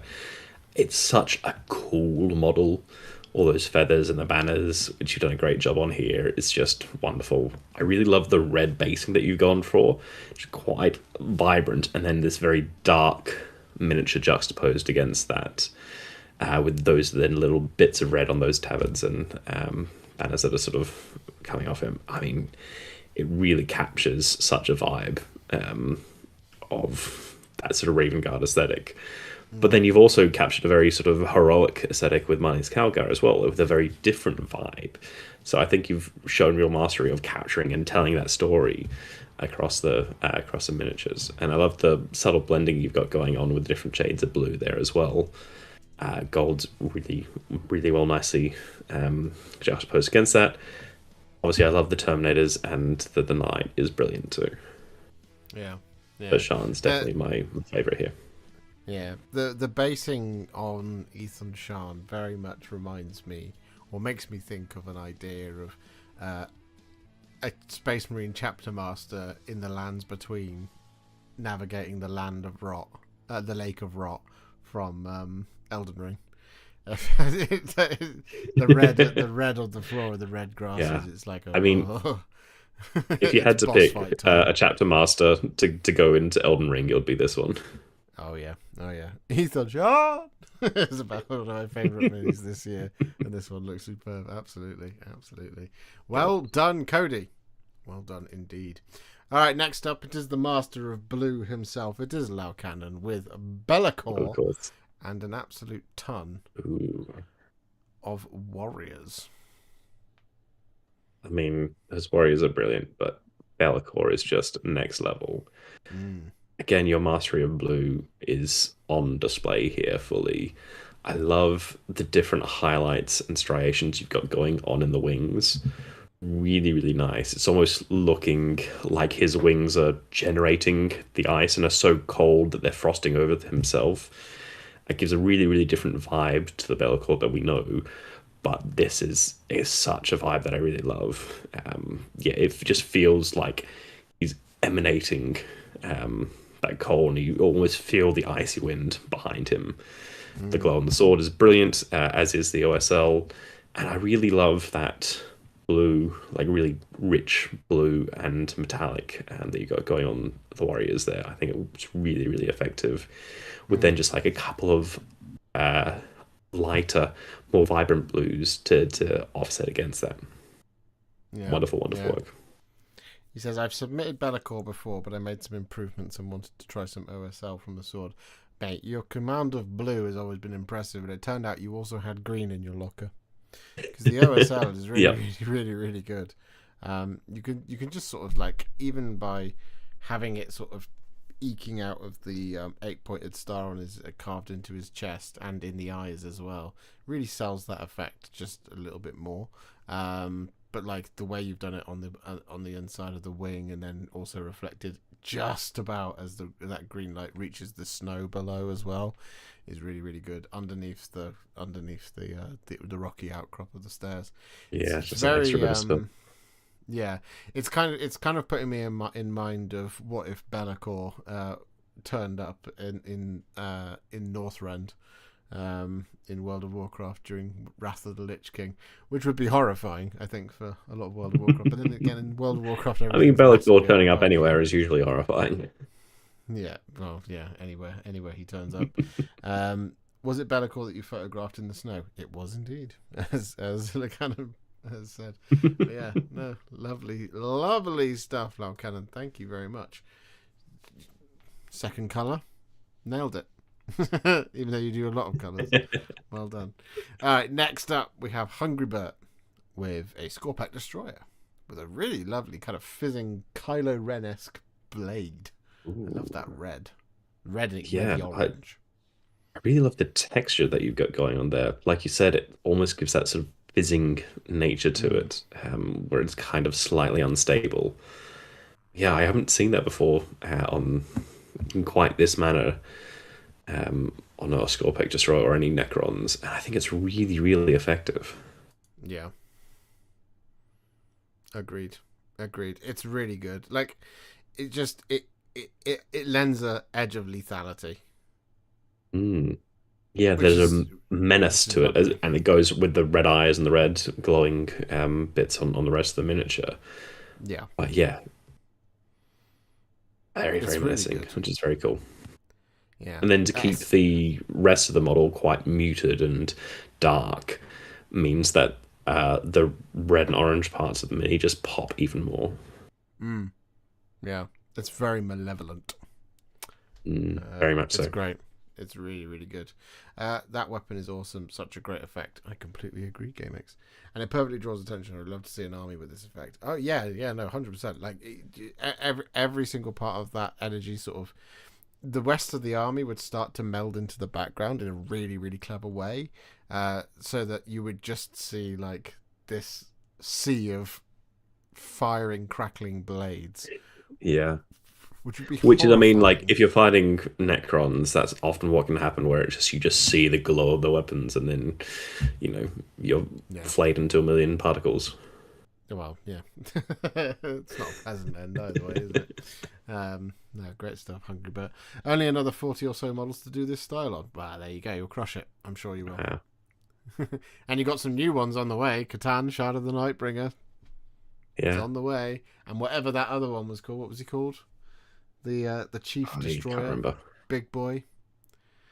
Can't remember what his name is. Something Saw? Necrosaur? Was that his name? I can't remember. Anyway. I mostly remember the Nightbringer from that release. Because it's just such an epic model. Yeah. No, lovely stuff. Lovely. All right. Next up, it's Stormcast time. Once again, we have a Lord Terminos from Zara. And it's absolutely lovely. Amontar. Maybe it was Amontar? Can't remember his name. It's going to bother me now. I'm going to go look for it. What was he? Yes, you are correct. It was Amontar of the fire. Coming as part of 500 Worlds, apparently. So I got half of it right. His name is Necrosaur Amontar. Right. Oh, there we go. Anyway, we have a Lord Terminos. Yes. Literally bringing the end of all things for eternal being. True. If you have lost all hope. Yeah. But I mean, wonderful work on the scrolls here. It's often the case where I don't tend to bother with all the line work, but the fact that you've added all the extra lines gives it that extra effect where it's cascading lines in the literature that they've passed all over themselves, and I mean, very effective for sure. And then also really love the very rich red that you've got going on here as well. Yeah, I like it a lot. And then kind of that funereal black on the inside as well, rather than give it that sort of more. It's like it's not regal, but a lot of cloaks are painted with a sort of a bone interior, for example. If it's a different color on the back, it's going to be a red interior or white interior. But the black gives it that sort of mournful look, which is really good. Yeah, this is not a happy model. No, they're very sad. The Lord Terminos, because they have a really, really, really, really bad job, which no Stormcast ever wants to do. It's very lonely. But no, they're wonderful, wonderful models. This is a wonderful model. It's wonderfully painted, Zara. It is indeed the one from Scaventide. Yes. Yeah, because the one that came out separately is pointing. But yeah, it's lovely. Really, really lovely. I think they do the insides of the cloaks white to show off the silhouette. Yes, no, that would make sense. But yeah, no, I love the black. It just feels much more impactful, and like I said, it lends to the tone of the model, which is you've absolutely crushed. So well done. Right, next up we have Graham paints with a couple of World Eaters rhinos. Ooh, very nice. I mean, I first of all love the weathering on these. It's very, very nicely done, especially how it's almost goes to black at the front there, up towards those sort of slit with like eye holes at the front. This has been through the wars. You can tell it's driven through lots of different things and had that dust and grime kicked up. But yeah, really, really lovely weathering, and then the OSL effects from those yellow lights there at the front too. Yeah. Yeah, I love the dust build up on the stair, the step by the door. I love that. It's such a subtle little detail, but it really makes it feel lived in. Like it, lived in. Realistic. Yeah, I can't tell if this is done with like a matte like brown wash or like some matte washes on it, or whether you've actually put some weathering powder on there. But because that weathering has such a lovely matte finish to it, I mean, let us know how you did it if you're in chat, because yeah, it gives such a lovely effect to it that I can't tell if it's like paint or an actual powder. No, it's great. It's great. And like you pointed out as well, the sort of where the speed of these things has stripped away the paint. It's very subtly stripping away the paint, like it's a general casual decay through damage and use at the front of the tank, around the windows, the vision slits as well. It's really, really, really, really cool. Again, very lived in, very real, very it is weathering, isn't it? It's weathering, not battle damage or overuse. Yeah, for sure. Yeah, it's just a very efficient looking vehicle, which is a very efficient vehicle for the Space Marines. That's why they still love it to this day. No, well done, Graham. These look like they've seen some things. These are some great wee tonks. Great weathering on them. Couldn't agree more. Right, you ready to see someone show off? Because I am. Sure. Here it is. From Symbolic Man, we have a Sky Lantern dealing with some serious stuff right now. Yeah, no, that you are absolutely right with showing off. Like there was no reason that you had to put all that extra detail on there, but we are so glad that you did. And I mean, you've turned this into a mini diorama for sure. Yeah, I mean, it's unbelievable. This incredible. I mean, the conversion itself and the diorama is incredible.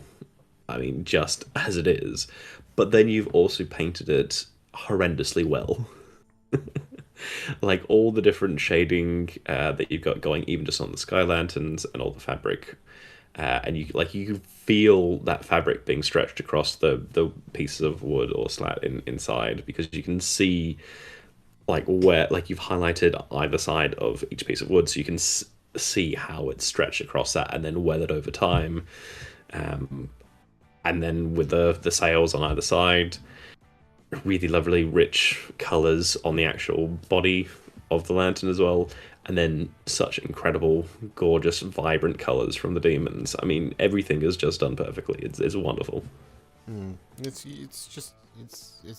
a joy to look at. There's something new everywhere you go, and like I think I saw it in the chat. Just the sky lantern is superb. Never mind the rest. Exactly, like just the paint job alone by itself. is excellent.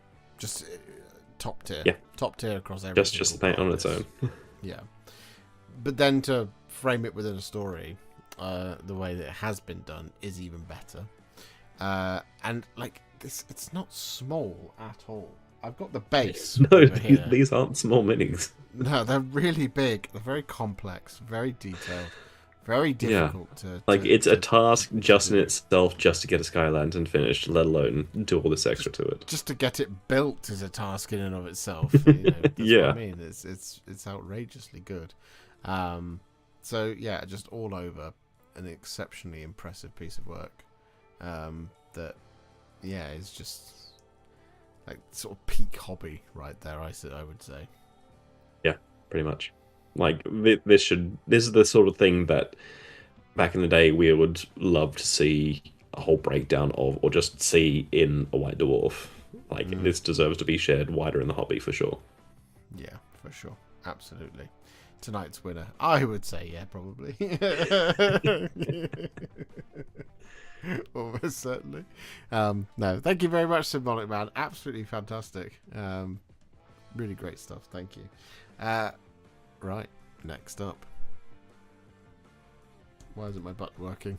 Button, help! Ah, there we go.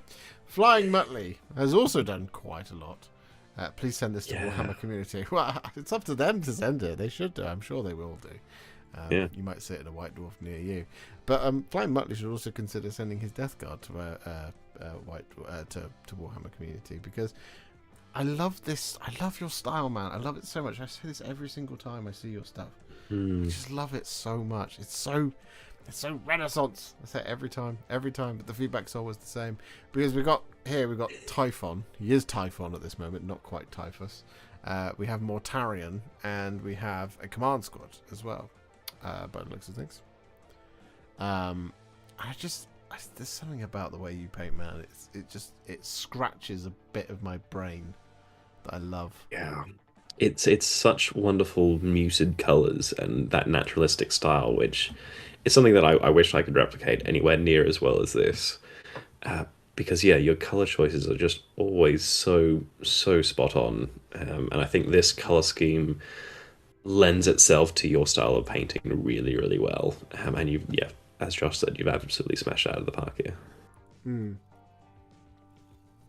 Yeah, no, it really is the spectre of the Death Guard. It's just something that like you were kind of designed to paint this army, in terms of the way you execute on your models. It's so lovely, so lovely. Like you could tell, just like so. This is one of the things that like I always look for with the Horus Heresy things. The decals that they make for Horus Heresy are too much, I think, for the vast majority of the way miniatures are painted, right?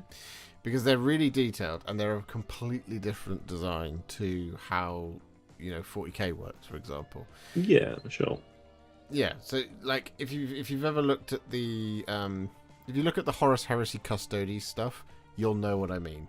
Because if you look at the decals that they have there, the decals themselves are printed in such a way that they look like non-metallic metal, which should then encourage you to paint the rest of the miniature in a non-metallic metal style. But if that's not how you paint, then it means that those decals don't quite work as well. So the reason I say all of that is because of the way Flying Muttley paints. Those decals 100% work. The one on the banner does not feel out of place. Not at all. It feels so part of the scene, and the model complements it, and it complements the model, and that's why I love it. 100%. And again, it's that naturalistic, sort of almost realistic style that you've got going, and the highly detailed banner just feels like it's a part of the model and of that squad, and perfectly blends in. Yeah. They are very artistic rather than graphic 40k. Yeah, exactly. I mean, so picture, if you will, the idea that if they put a drop shadow, for those of you who know what one of those is, if they put a drop shadow on all of the Ultramarines Ultimas, it wouldn't work. It just wouldn't work in 40k at all. It would look too weird It would look too like a sticker is trying to replace a sculpted detail. Which is, a lot of the Horus Heresy decals do look like that. And it's not that it's a criticism of the Horus Heresy decals. It's just, it's meant as a compliment of how artistic the way, as Dana said. How you need to kind of almost level up the paint job to match. Yes. Which... And even then, it's not even just leveling up the paint job. It's just you need to have the right style to match, because you can have a really great paint job that doesn't match with this decal. Yeah. But like I said, absolutely does here. Yeah, 100%. Bevel and emboss. Yeah, bevel and emboss, drop shadow, outer glow, inner glow. There we go. Thank you very much, Flying Muttley, for sending it in. Right, next up from Kumbuka, we have Uthar the Destined. In, I want to say, Trans-Hyperion Alliance colours rather than Great Arthurian League. I would not be able to name a single one of those, but I can't remember the what colour the orange ones are scheme called. is brilliant. It's I lovely. really love... I mean, the combination of blues and oranges is fantastic. You know, different ends of the colour spectrum. But also then the fact that you've blended both on the base as well, I think is absolutely inspired. How you've done that sort of blue dry brush over black and orange on the base, so they blend into each other and then are perfectly represented on the model itself. I think it's just a really, really fantastic way to marry all those colours together. And the fact you've got them layered as well, so it's blue sword, then orange armour, and then blue in either the equivalent to plasma or whatever it would be. And then, or in the rocks, and then in the earth itself, you've got the orange again. So it's never like orange on orange or blue on blue. They're all separated by those contrasting colours. You've got these different layers. Yeah, the white and the black creates a buffer between them, right? Yeah. Yeah, it's really good. It's a lovely composition. Because an orange and blue, or if orange and blue are your primary colours, to have them on an orange and blue base might get lost, but it doesn't here at all. No, because it's really well thought out. Yeah. Like if you had flipped it and had orange rocks on a blue base, I don't think it would work anywhere near as well. But the blue rocks on the orange base absolutely sells it.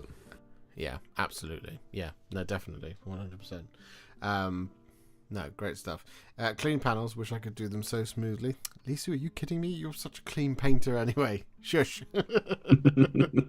This is brilliantly composed with the colours. Yeah, 100% agreed. And like just the little spots of battle damage here and there as well. Just help break it up just a little bit. No, it's the composition, as Captain Manners has said, the composition from every detail, as well as the ones you've added with the battle damage, is spot on. It's really, really well done. Lovely stuff.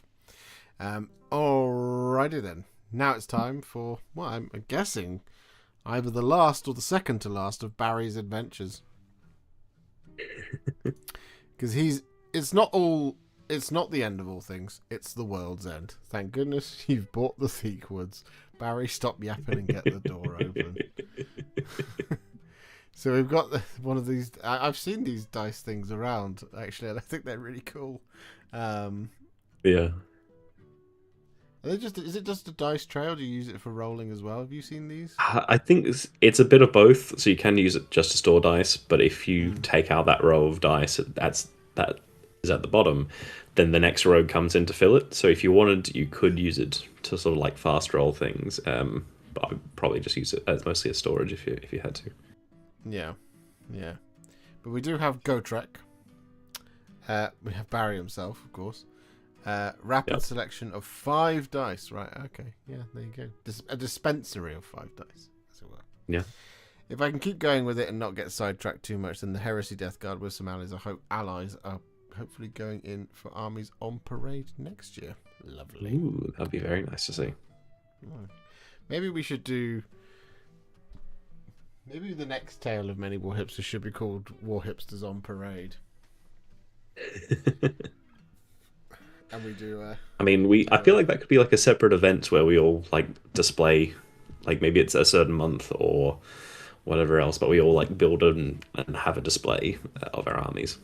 Yeah, and I'll write a hobby-based version of a cover of Bulls on Parade by Rage Against the Machine. and it'll be really bad, and I'll get DMCA'd anyway for covering it. So but we could do all of that. That would be fun. Just do Warhammer armies on parade. No, we do our own thing. Yes. Does Barry have one more adventure in him, Chris? Has Barry got one more for the epilogue? Or are you going to submit like a long cover? A long comic strip? Our local brewery is Theakston's, and they use a red rim on their barrels. Oh, that's a really lovely, clever touch. Oh, nice.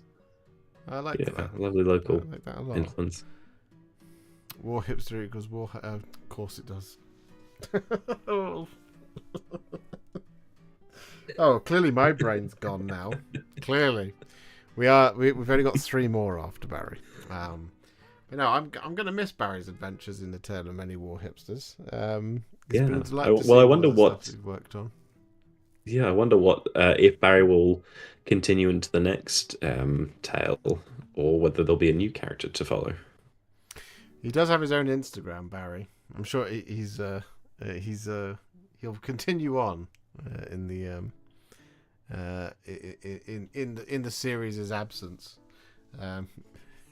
It's Gary's turn next. Oh dear, Barry's brother, Gary.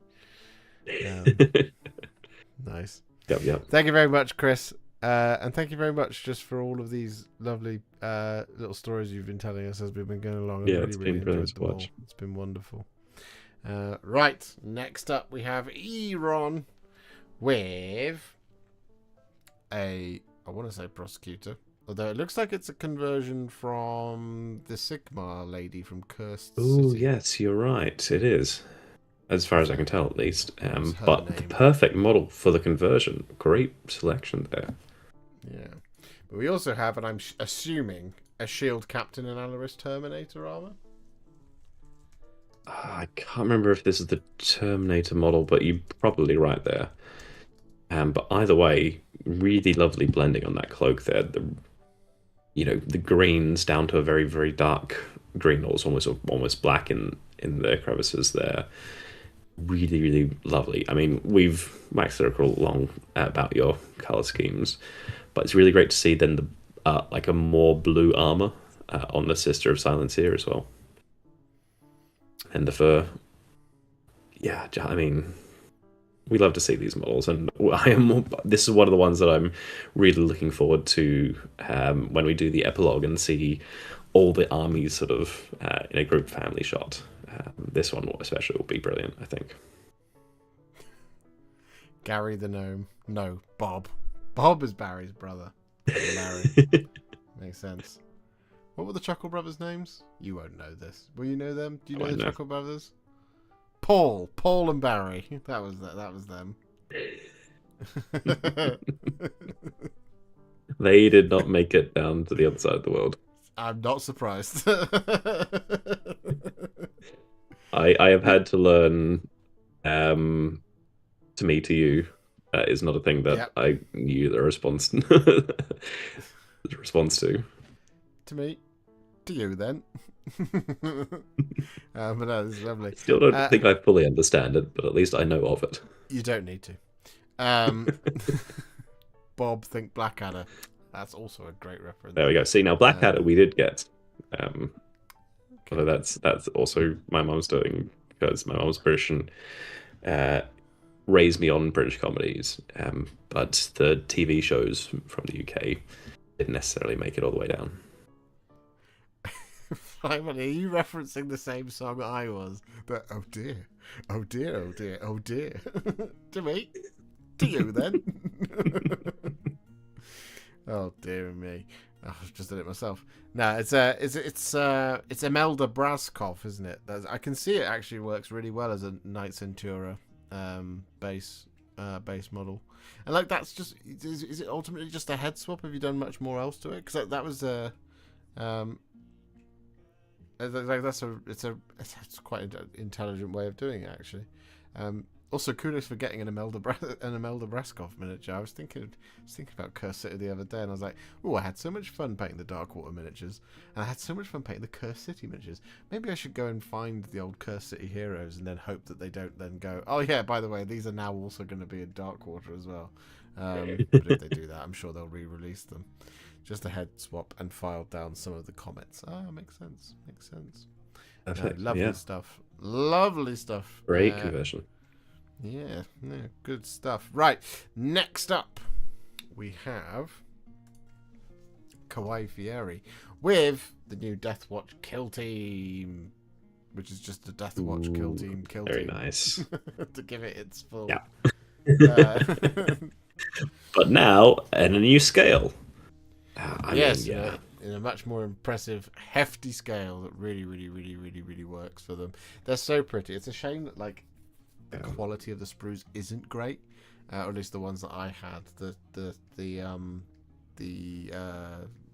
what they call mold lines were spectacular on them. Like just super. You don't really see that a lot in the modern kits. Most of the time, mold lines are a thing of the past for the most part. But yeah, I mean, these models are brilliant though. I love the obviously the blending that you got on the power weapon, and then a little bit on the plasma as well. I mean, Deathwatch are just some of the coolest minis, and each one of them has so much character that you treat each one as its own individual model. Like, yes, they're a part of a unit, but they each have so much character to them, and you've really demonstrated that here with all the different colors and all the different treatments, from the different head styles, the colors, all the shoulder pads, and all the details and paraphernalia that are across these miniatures. Really lovely to see. We've even got a Lamenter in here on the Sergeant. Yeah. You can see with the white and black checkerboard, which is not easy to do. Not easy at all.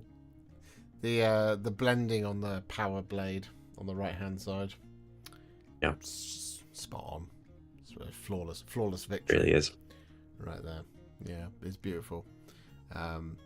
It's such a good kit. It's a shame, like I said, those mold lines were very thick and very white.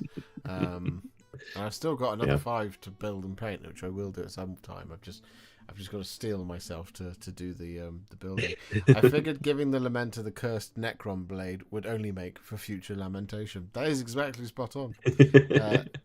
The mold lines were a disaster for me too. Oh, that's a shame. Yeah, I hope they've sorted that out, or at least they do something to sort it out, because it's such a great kit, but it's so let down by the quality of the sprue, especially when it was combined with.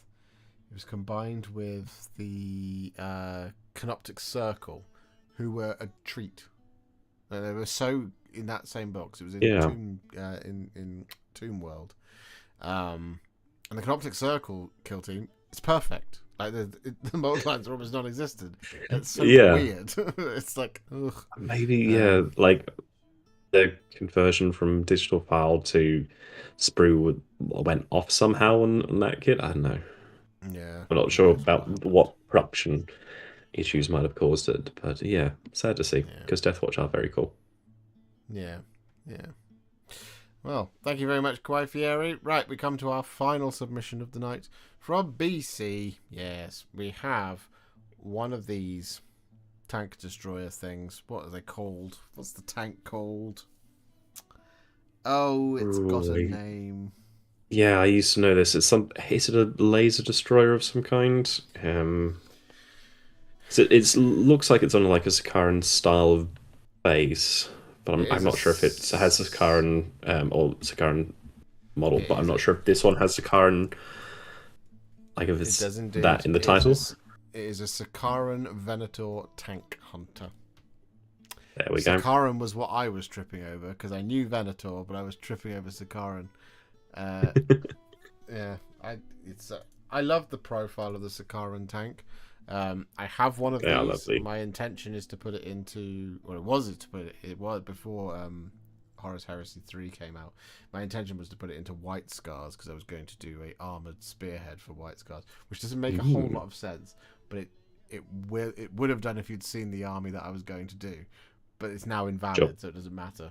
I mean, I do think that Sicarans and Leviathan Dreadnoughts, and Contemptor Dreadnoughts are probably my three favorite Heresy models that I wish would be in 40k. I think just the profile and the look of all those is brilliant.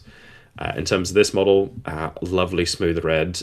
Really love the weathering that you've got going here and the streaking. This has seen some damage for sure. And then the lovely blue glow that you've got going on the gun. But really, again, theme of the night is beautiful metalwork on this model. Some great weathering too. Not a Bangel. Josh, how dare. Well, that's it. The reason I wasn't going to do it into a Blood Angels, because I don't have a Blood Angels Horus Heresy collection. I don't want a Blood Angels Horus Heresy collection, because if I have a Blood Angels Horus Heresy collection, it would just be further increasing on the enormous amount of Blood Angels that I have. So for my Horus Heresy army, you need to diversify a bit. To do it, I want to diversify a little bit. So the reason I wanted to do a White Scars Armored Spearhead was I wanted to do, for those of you who have read Warhawk, I wanted to do the approach to the spaceport, to Lionsgate Spaceport, which is just such an exciting moment in the book. And so everything is mounted in either land speeders, on jet bikes, or the heavy guns are all on speedy tanks like the Sicaran variant. So the Sicaran variant is the fastest of the variants of battle tanks that the Space Marines have access to. So I have 2 of these to put into that list. But again, it's completely pointless now because the whole thing was invalidated by 3rd edition. Horus Heresy, so I have to go back to the drawing board on that. Hey, maybe I'll use the airbrush to do a Horus Heresy army. Maybe that's what I'll do. That feels in keeping with how people do Horus Heresy armies. But there we go. You could do that in 3.0. No, I know I could do it in 3.0, but not the way I wanted to do it in 2.0, which is why it was invalidated. Just me, there was a reason why I was like, oh, well, this is lame. I had to put that onto the bin. But yes, no, this is lovely. Brendan, thank you very much for submitting it. Really good stuff. So, that is it. That was it. That was the last one. That was the end. Of Tale of Many Warhipsters Season 3. Apart from, of course, the epilogue, which we'll talk about in just a moment. Apart from the epilogue. Yeah, we've got one more thing left to go for Tale of Many Warhipsters Season 3. But what we'll do now that I've sorted that out, is we'll go across to this screen. Hooray! Yeah, there we go. So yeah, that is the end. That's the end. Yeah, 12 months. 12 months of incredible miniatures. It's a long year. So, how do you guys feel at home? That's a year of hobby. Believe it or not, like if you've been around for this whole thing, you've been doing this for a whole year, you've been part of this project for a whole year. This is a moment to pat yourself on the back, give yourself congratulations, realize that you've made it to the end, you've been part of the project all the way through, and that is a massive achievement. Because this is a long series. It's a long series for us to make. It's a long series for you guys to participate in. And it's truly a feat of great strength and talent and reserves of creativity and desire and want and need to be part of this community, but also to be painting and hobbying and being your authentic best selves when it comes to Warhammer and various other tabletop projects, as we've seen throughout the year. And it's just genuinely impressive. And it's been a whole year. We even missed a month. It's technically been 13 months. Yeah, it's been even longer. But yeah, a massive shout out to you guys for being so consistent and submitting so many incredible models. As we were saying earlier today, it's been such a joy to watch you guys grow and progress your skills over the course of that year, or if you've been submitting for many years, over many years. And it's just, we can't thank you enough for actually submitting your models, because it's a vulnerable thing to show your art to someone else to get comments or criticism online about it, and kind as we can, because honestly, you guys are just brilliant. Yeah. There's always something positive to say because you guys always submit such incredible models, and they are a joy to behold. And yeah, nothing but love and thanks from us. Yeah, no, I completely echo that. It's. I think it's one of the single most positive things that I put out into the community, and it's one of the single most positive things the community puts back into me. It's just a genuine, wonderful expression of joy of this hobby, which I think is very hard to come by in this world as it is at the moment. Like, not necessarily just hobby, but just generally in the way the world is at the moment. So to be able to kind of stick with that pure passion and determination through a project such as this for a whole year, over 365 days, is genuinely something very, very, very impressive and very, very, very proud.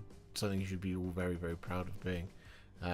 Thank God I didn't submit, but you did submit. You are part of this. I thought so, Hammer. You submitted a few months back, and they were excellent. They were excellent, excellent, excellent miniatures. Yep. You cannot still call your painting dog crap because it's not. We have proof now. Painter. Yeah, I can go back and find it, and only I'm allowed to remove things on my YouTube channel. Hey. No, it's a really humbling moment for me. I was thinking about it earlier as I put Brendan's picture in. I was like, oh, that's the last one. And yes, we do have the epilogue. Of course, the epilogue will be coming in about a month's time. It's a little longer than a month's time because I saw a chat in Discord saying, oh, I'm away over Christmas, I'm going to away from my desk, so I don't know when I'm going to submit the photos. So what I've done is I've put this together, of course, as we always do. Epilogue deadline is going to be January the 11th, so you've got a little bit longer after Christmas to get your family photos in. Now, if there's something that you do in the next couple of weeks that you feel is part of this project, by all means include it in the family photo. But family photo can be submitted firstly by the realwarhipster@gmail.com or via the member/Patreon's Discord server or in the Google form link below. That's down in the description, as it always is. Now, family photo doesn't necessarily have to just be everything that you've done over the last year in one photo. You don't have to do that. You can make an epic collage. You can submit maybe one or two more photos than we normally say about the 3 photos. Remember, it's all going to go on one slide anyway, so manage that a little bit. But if you want to just like submit a ton of collages and just have a wall of your art, by all means do that. If you paint anything more, of course, throw it in. It doesn't have to only be things in Real Warhipsters. Tale of Many Warhipsters. It can be anything that you want, really. It's just a celebration of the end of the series as we look forward to the future of the series. And we will come back on the 11th. Well, not on the 11th of January because that's the submission deadline. But in January, towards the end of January, we'll come back and I will have news on how Tale of Many Warhipsters is going to run in the future, when you can expect season 4. I'm going to do some planning over Christmas. I haven't had a lot of brain space to do planning over for what the future holds for 2026. My brain has been just utterly compressed by Dark Quarter in November when I was supposed to did a lot of painting on Dark Water. Yeah, and so yeah, I'm still kind of trying to sort myself out mentally from that couple of weeks. So it's just kind of looking forward to taking a bit of space over the next couple of weeks and over Christmas for myself to relax and plan what 2026 looks like and get some stuff ready for the new year. So I don't have a plan at the moment for Tales 4, but Tales 4 will return in some form. I think we're going to do a radical shake-up. Fundamentally, its core will be the same, but I think we'll do a bit of a shake-up as to how the submission process goes. We'll try and do something like, I don't know. I'd be interested to say, maybe we'll talk about this more in the epilogue, but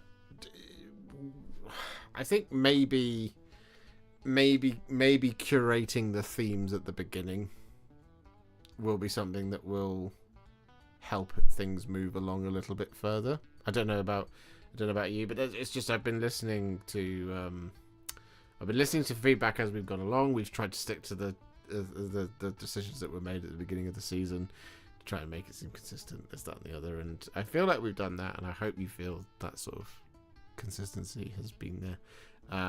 So yeah, there's just all kinds of things. So the Discord is going to stay active until post the epilogue. So don't worry, it's not going to go into the old archived section with Tales 2 chats. So you'll be able to keep talking away in there. And please do, like, if you have suggestions on how you think Tales could run, or things you'd like to see in the format, or ways to make it like quicker and easier, or better and bigger, or brighter than ever before, then please do. But as we've seen throughout Tales Season 1, 2 and 3, Season 1 began with sort of a consistent sort of 20-30 people. Season 2 went up sort of 40-50, and for quite a long period of this, and as we've got towards the end of the year, where sort of people have had lots of kind of busy things have come up, and so haven't been able to submit one month, but have come in the next month, and then have had to drop out for a month and come in the next month after that, and so on and so forth. At one point, we were riding high around 80 people, so you never know. Like the next Tales 4, like 70 to 80 people on a monthly basis for quite a long time. Yeah, so Tales 4, sky's the limit, 100, 150 submissions per month. Of course, that means that if we're going to do that, we're going to have to change how the stream works, because we can't do this for 10 hours of the day, because my lovely colleagues have real lives. They're not me. I could do this till 4 o'clock in the morning. But I'm not sure any of you at home can. I'm not sure any of these guys at home who absolutely just, when life has gotten in the way for the hosts, of course it has. It's gotten in the way for me as well during the summer. So it was the one time that we unfortunately had to miss one. But just like, if you're at home and you're capable of giving a shadow of round of applause to Mr. Gwatkin and to Mr. Adam and Mr. Rez when he was here for taking part in these, and James, of course, who also was a debutant host as well in the series. Just unbelievable bottomless well of appreciation that I have for you guys for giving up your time for this. So yeah. So Tales of Many MESBG. No. I think that's how we chop out a lot of people if we just say it's only Middle Earth.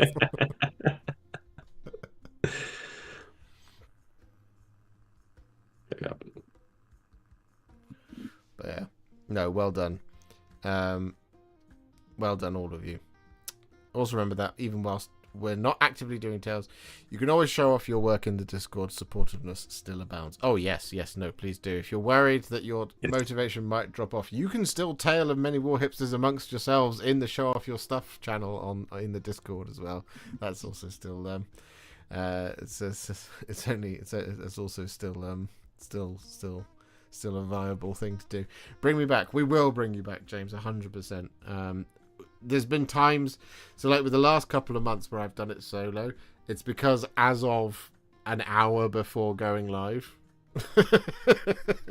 someone's cancelled because, you know, whatever. Like Rich, bless you. Was it last month when you're just like, I'm so ill and I'm moving, I can't do it. And you said to me on the Monday, I'm gonna try, but it was like the day before, you were like, I don't think I'm gonna be able to do it. And then you text me like 2 hours before saying, I've tried. And I was like, you've tried. I always try and get on, but yeah, there are times when just my body will not let me. Yeah, I have to listen to that. You absolutely have to. So that's another thing as well, is to like actually schedule in people to specifically do each one. And I think to take the burden off of yourself, off of Adam and this, that and the other is something that I'm also going to look at for Tales 4 as well. So keep an eye out. I do have a list of people who were interested in doing it this series. Again, it's been a bit of a difficult year in terms of planning and various other things that have gone that have got in the way at times. So yeah, either way, we have something that we need to do, which is to draw our final winner until we draw our grand prize winner next month. And yes, I'll talk about the grand prize in just a minute as well, because there's a slight change to that, but I think it's slightly better as well. Okay, so we're going to go across to this screen here. That's Symbolic Man on the screen once again. What we're going to do is going to hit this wheel of names. So let's see who wins the final episode, who gets to get their next, well, just a unit painted, sent to them. The winner is Jonathan Justin. Congratulations. Congratulations, Jonathan. So, oh, excuse me. All right. There we go. Congrats. Congratulations, Jonathan. Message me and you have won a roughly sort of 35 to 40 pounds gift. Congratulations to you, sir. Oh no, we're just on me. We don't want to just be on me. We want to be here. And that's playing. Epilogue deadline. We'll just play this again. Why not? God, it's a disaster. The epilogue deadline is going to be January the 11th. Family photo day, obviously, is on its way. And that's the theme, technically. You can submit in one of three ways. It's the same three ways you've been submitting all year long. You can either email it to me at therealwarhipster@gmail.com, or you can send it to the member/Patreon's Discord server, or you can follow the Google link in the form link below. So, grand prize, the thing I wanted to talk about was essentially there's an option, right? But one of them is going to take me a very long time to do. So the grand prize for ages has been, and I did say this at the time, I think, I wrote it in some terms and conditions anyway.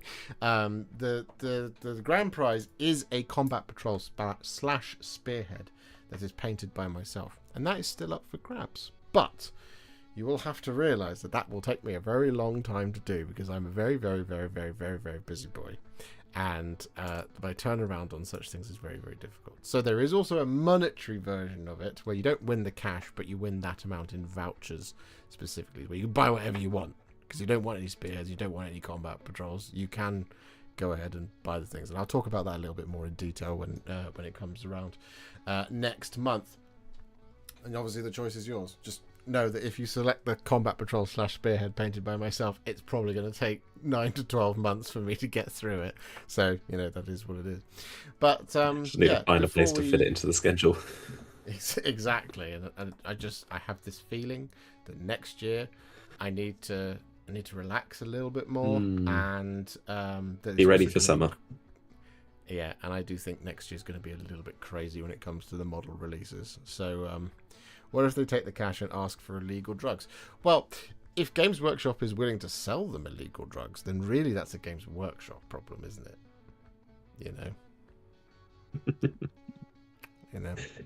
I mean, if that's what the voucher buys you. So there you go. Anyway, you said anything. What? Anything that you want with the vouchers is what I said. And the vouchers are not for illegal drugs. Either way. Rich, from tonight, what were your highlights of tonight's I mean, there were so many great ones, but I will give a couple of shout-outs. I think Flying Muttley Sethguard is brilliant.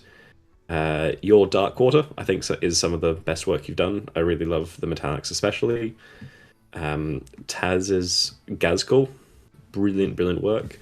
The Hellsmiths of Hashut, we saw lots of different versions, but I think Viking Minis 50s was perhaps some of the best work they've done, especially on the OSL.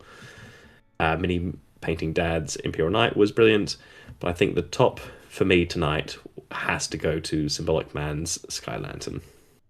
That makes sense. That's fair. Yeah. As Laura says, that diorama was bonkers. Yeah, it was crazy. So some Symbolic Man similar for me. Mini Paint Dad's Knight Edward, of course, handing in Eandon and some Hallowed Knights. Really enjoyed all of that. I really loved the Gazkul. You took a lot of the good one. the great one. I mean, you can highlight them as well. It's fine. Yeah, Mr. Hughes's Glorfindel as well. Spectacular. Both Harbingers of Decay. that we saw tonight were really great, and I really enjoyed the Dewback from Ice Phoenix 100 as well. Yeah, that was really lovely great too. stuff. Yeah, great stuff all round. I mean, you guys are fantastic. I'm not going to say Dark Water for myself because I'm at the end of it. But yeah, that's it. So we're done. That's it, guys. Tale of Many Warhipsters, Season 3, Episode 12. That is the conclusion, and thus the end of the series. We do, of course, have our epilogue coming at the end of January. So if you wish to submit the family photo, I saw there was a question, any rule for family photo? No.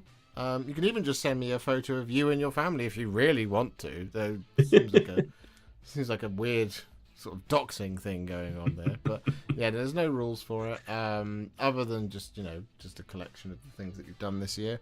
There might even be stuff that you haven't submitted that is also in there. That's all perfectly fine. I would say some time over Christmas to finish off a couple of last things. Yep. You do still have only the one slide, so if anyone sends like 40 photos through, it's all going on one slide, so we won't really be able to see it. Don't make it so small that we can't see it. Yeah, but yeah, congratulations everybody. Thank you so much for being on this journey with us, and I will see you all tomorrow for a live stream. Maybe we might live stream tomorrow. I might not live stream tomorrow because I've got to go to the dentist. And if it's horrible, I'll come home and I'll put out the Drasher Vaughan video instead. So you'll find out. You'll find out if I'm not live at sort of by 5:45. It's because I'm here and I'm sad and I'm scared I'm exhausted because I have the full dentist phobia, and it's such an awful time for me. So send me your thoughts in the morning. I've got to go and actually have a thing done to one of my teeth because I broke it like 3-4 weeks ago. So they're going to do a filling on it, but the filling might not be viable, and if it's not viable, then they'll have to hoik it out. So if they have to hoik it out, that's why I'll come home and I'll just curl up into a little ball and cry for a few hours, and I won't want to go live because I won't want anyone to see my shame. So I hope it all goes well. Yeah. They've told you to stop drinking Coke. No, they haven't. They didn't tell me that. Didn't tell me that at all. They said it's fine, just don't have too much, and don't have it constantly all the time throughout the day in between meals, which I don't. So there you go. Anyway, I'm gonna go. Plus many. It's going to be punishingly expensive. They said to me the other day, if we have to do a route, this is ridiculous, right? And I recognise I'm going to see it's a private practice. It's not because I have private insurance. It's just that you just can't get a dentist appointment with the NHS. They told me if they had to do a root canal and put a cap on it, it was going to cost $2,500. And I was like, just hoik it out. That's going to be cheaper, right? And they were like, oh yeah, hoiking it out is a lot cheaper. I was like, I'm not spending $2,500. I'm not spending $2,500 to be tortured. I'd rather just have it taken out, which is still torture in and of itself. But yeah. Anyway, we're going to wrap up there, so we stop talking about dentists because it's already making me feel really, really uncomfortable. I've got to go through that tomorrow. So yeah, I'll see you all very soon in the next one. Bye for now. Hand of farewell, Rick. Bye. You could raise it for me. There we go. See you later, guys. It's always a delay because I can't see you on Discord.